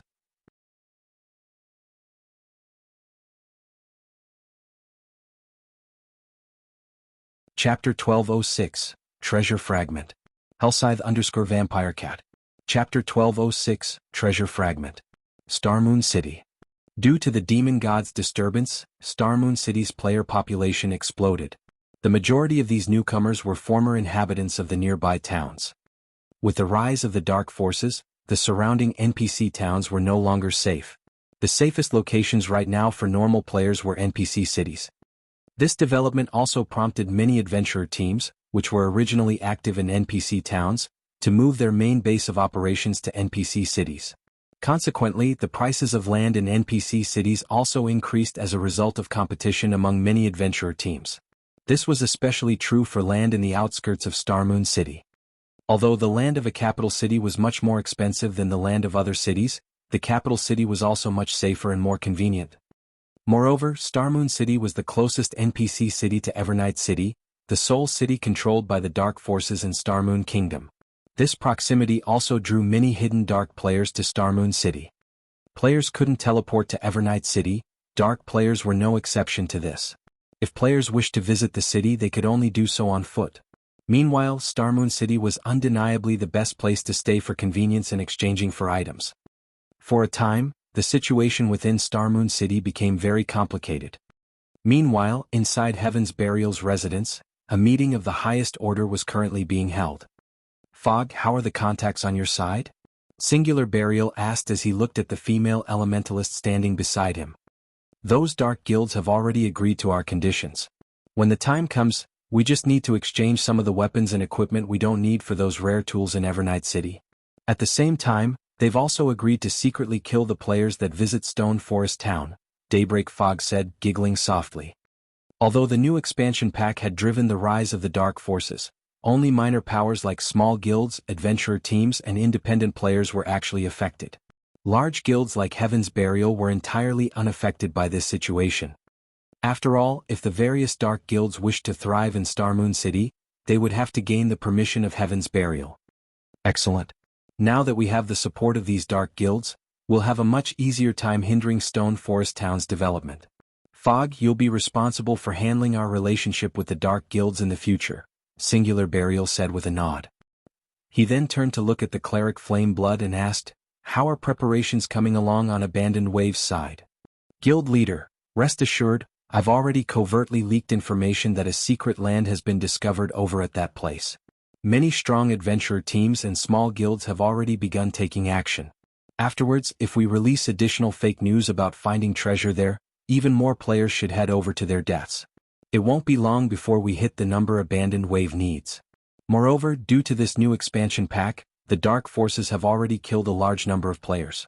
Thus, we won't attract any suspicions even if many players die, Flameblood explained. However, if we supply so many players to Abandoned Wave, what if he turns his sword against us, once he is done dealing with Zero Wing? You don't have to worry about this point. We've already signed a contract. He won't dare go back on his word. Besides, the more sacrifices we supply Abandoned Wave, the more returns we'll obtain from Evernight City. As long as we help Abandoned Wave achieve his target requirement, Heaven's Burial will become the first guild to reside in Evernight City. By then we'll be unstoppable. Singular Burial laughed nonchalantly at Flameblood's worries. He was helping Abandoned Wave because he stood to kill two birds with one stone. The first was weakening Zero Wing. Once Abandoned Wave was done dealing with Zero Wing, even if Heaven's Burial could not become Starmoon Kingdom's #1 guild, it could still occupy half of the entire kingdom. The second was the position in Evernight City. As the only city belonging to the Dark Forces and Starmoon Kingdom, Evernight City offered simply too many benefits. Heaven's Burial could already make a hefty profit just by reselling the items bought or exchanged for there. Currently, the majority of the players in God's domain were under the impression that only dark players could enter Evernight City. In reality though, that was not true. As long as one attained a certain status within the city, they could even purchase land to construct a guild residence in Evernight City. Only, achieving this status was tough. However, Abandoned Wave just so happened to provide the guild with a good way to do so. Once Heaven's Burial entered Evernight City, they could begin reselling the city's rarities. Meanwhile, although the various dark guilds could also exchange for plenty of rare items, at the end of the day, dark guilds were shady existences that few ordinary people wished to do business with. Not to mention, dark guilds thrived on killing players. If one did not possess a certain degree of strength, who would dare to trade with dark players? As a result, the number of channels they could sell their rare items through was limited. However, Heaven's Burial was different. Needless to say, players would prefer to trade with Heaven's Burial over the various dark guilds. In addition, dark guilds were usually of relatively small size, so how could they possibly compete with Heaven's Burial? As for the threat of the Blackwater Guild, there was no need to worry about that. The guild had already officially withdrawn from Starmoon Kingdom not long ago and diverted its attention towards the various empires of God's domain. After all, the Blackwater Corporation was extremely ambitious. Abandoned Wave was but one of the corporation's many pawns. Abandoned Wave's current actions were simply his final struggle. If he succeeded, he might regain the Blackwater Corporation's trust and be put to use elsewhere. If he failed, he would definitely be discarded. In either case, the outcome would not affect Heaven's Burial. Hence, Heaven's Burial's operation this time would only reap benefits.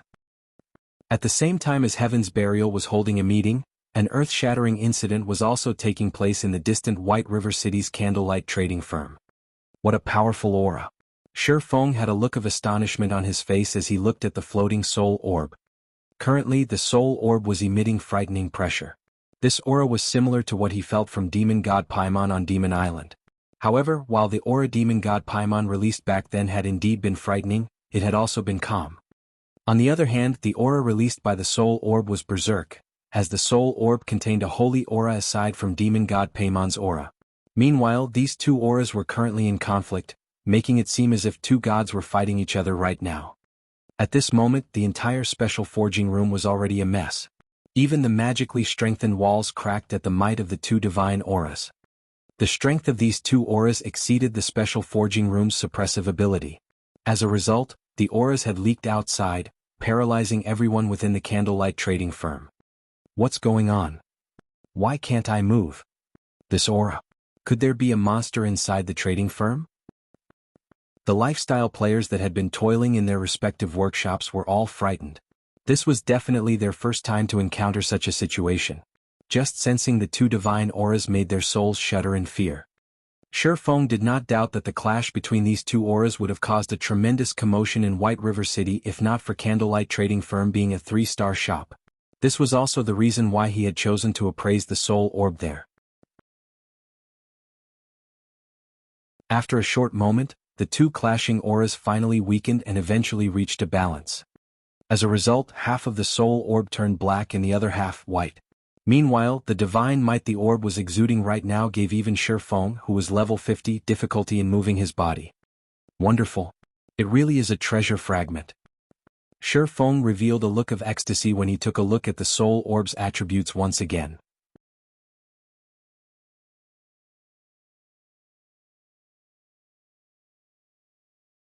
Chapter 1207, Treasure of Illusion. Hellscythe_Fluffy Goblin. Chapter 1207, Treasure of Illusion. An indescribable excitement filled Shifeng as he held the soul orb.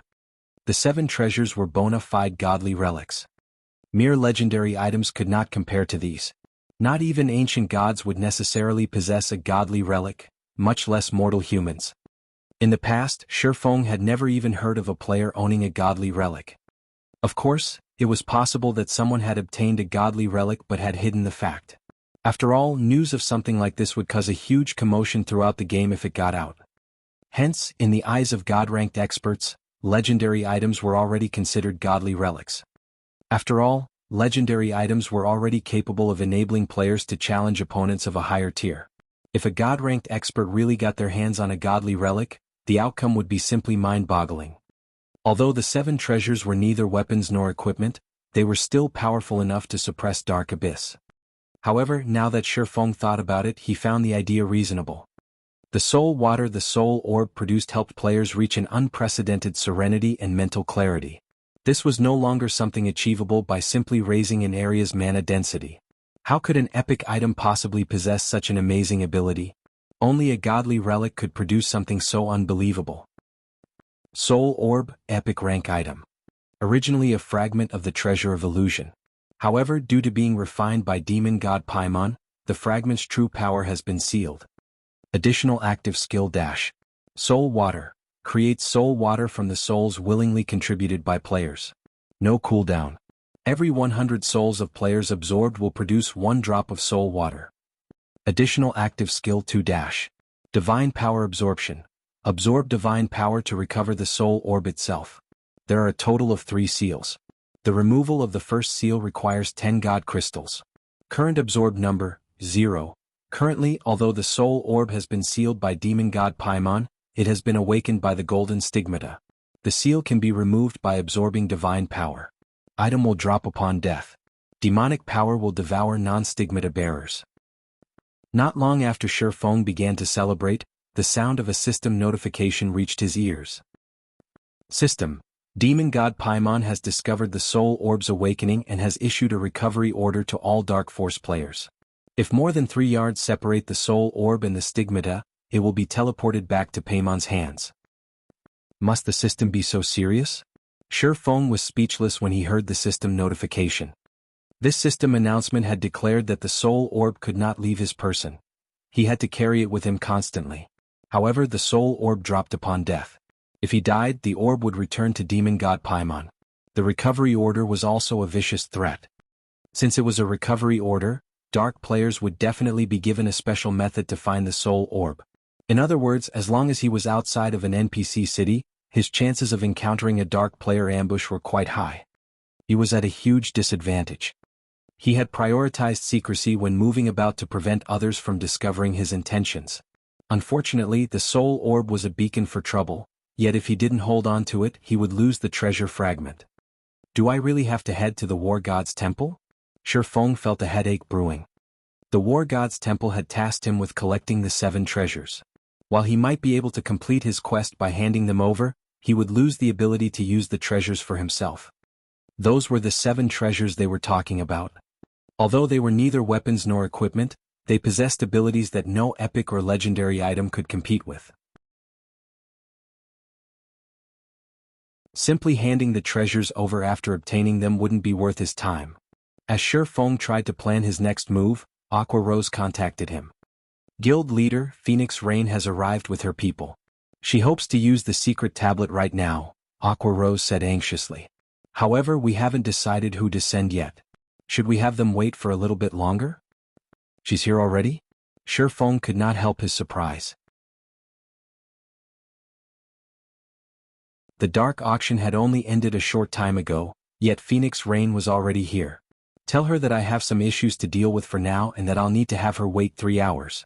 Also, gather Summer, Violet, Rain and Uero. You 5 will enter the tablet first. The secret spellcasting technique was a massive boost to magical class players. Although Zero Wing had quite a few magical class experts, people with great potential like Aqua Rose would have priority for learning the technique. Only before these 5 entered the tablet he needed to prepare. Now that the soul orb had changed, he had to put it to good use, stockpiling as much soul water as possible, before handing it over to the War God's temple.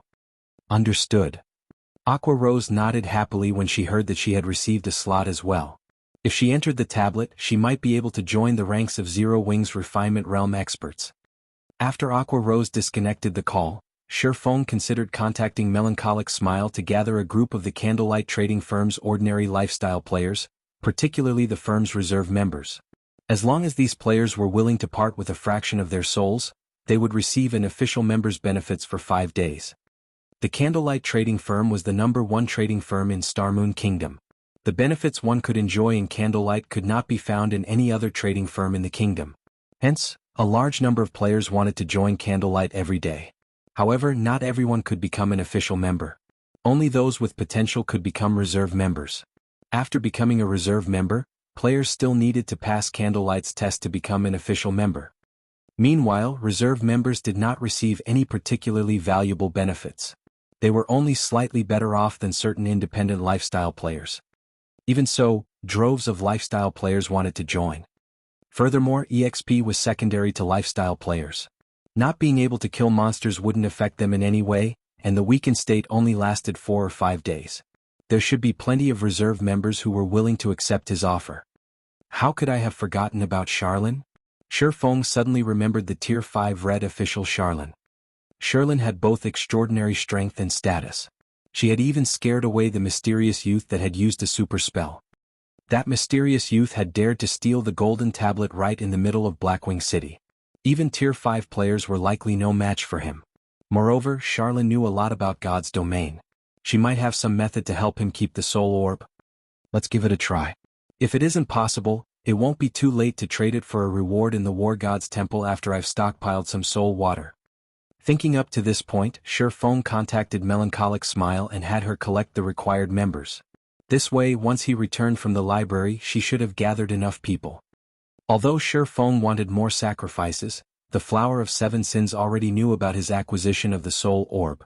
If he tempted fate, the Flower of 7 Sins would connect him with Frost Eye. In other words, they would learn that Frost Eye was a member of Zero Wing. If this news reached King's Return, the consequences would be unimaginable. If that happened, King's Return would do everything in its power to annihilate Zero Wing. After all, the guild's reputation was at stake. Hence, he needed to maintain a low profile while collecting souls. Moreover, he needed to do it quickly. The longer he held the soul orb, the closer the Flower of 7 Sins would come to discovering his identity. After all, the demon god Paimon had already issued a recovery order for the orb. If it were discovered on one of Zero Wing's members, the result would still be the same. Following which, Feng snuck out of the Candlelight Trading Firm and rode an advanced carriage to the library. You're tuning in to the Han Li's Wuxia Adventures YouTube channel. We're so grateful for your support, and don't forget to subscribe to join us on this incredible journey through captivating stories. Your generosity through donations truly makes a world of difference, as it's the primary source of revenue that allows me to expand and enhance this channel for you. Thank you from the bottom of my heart for being a part of this adventure.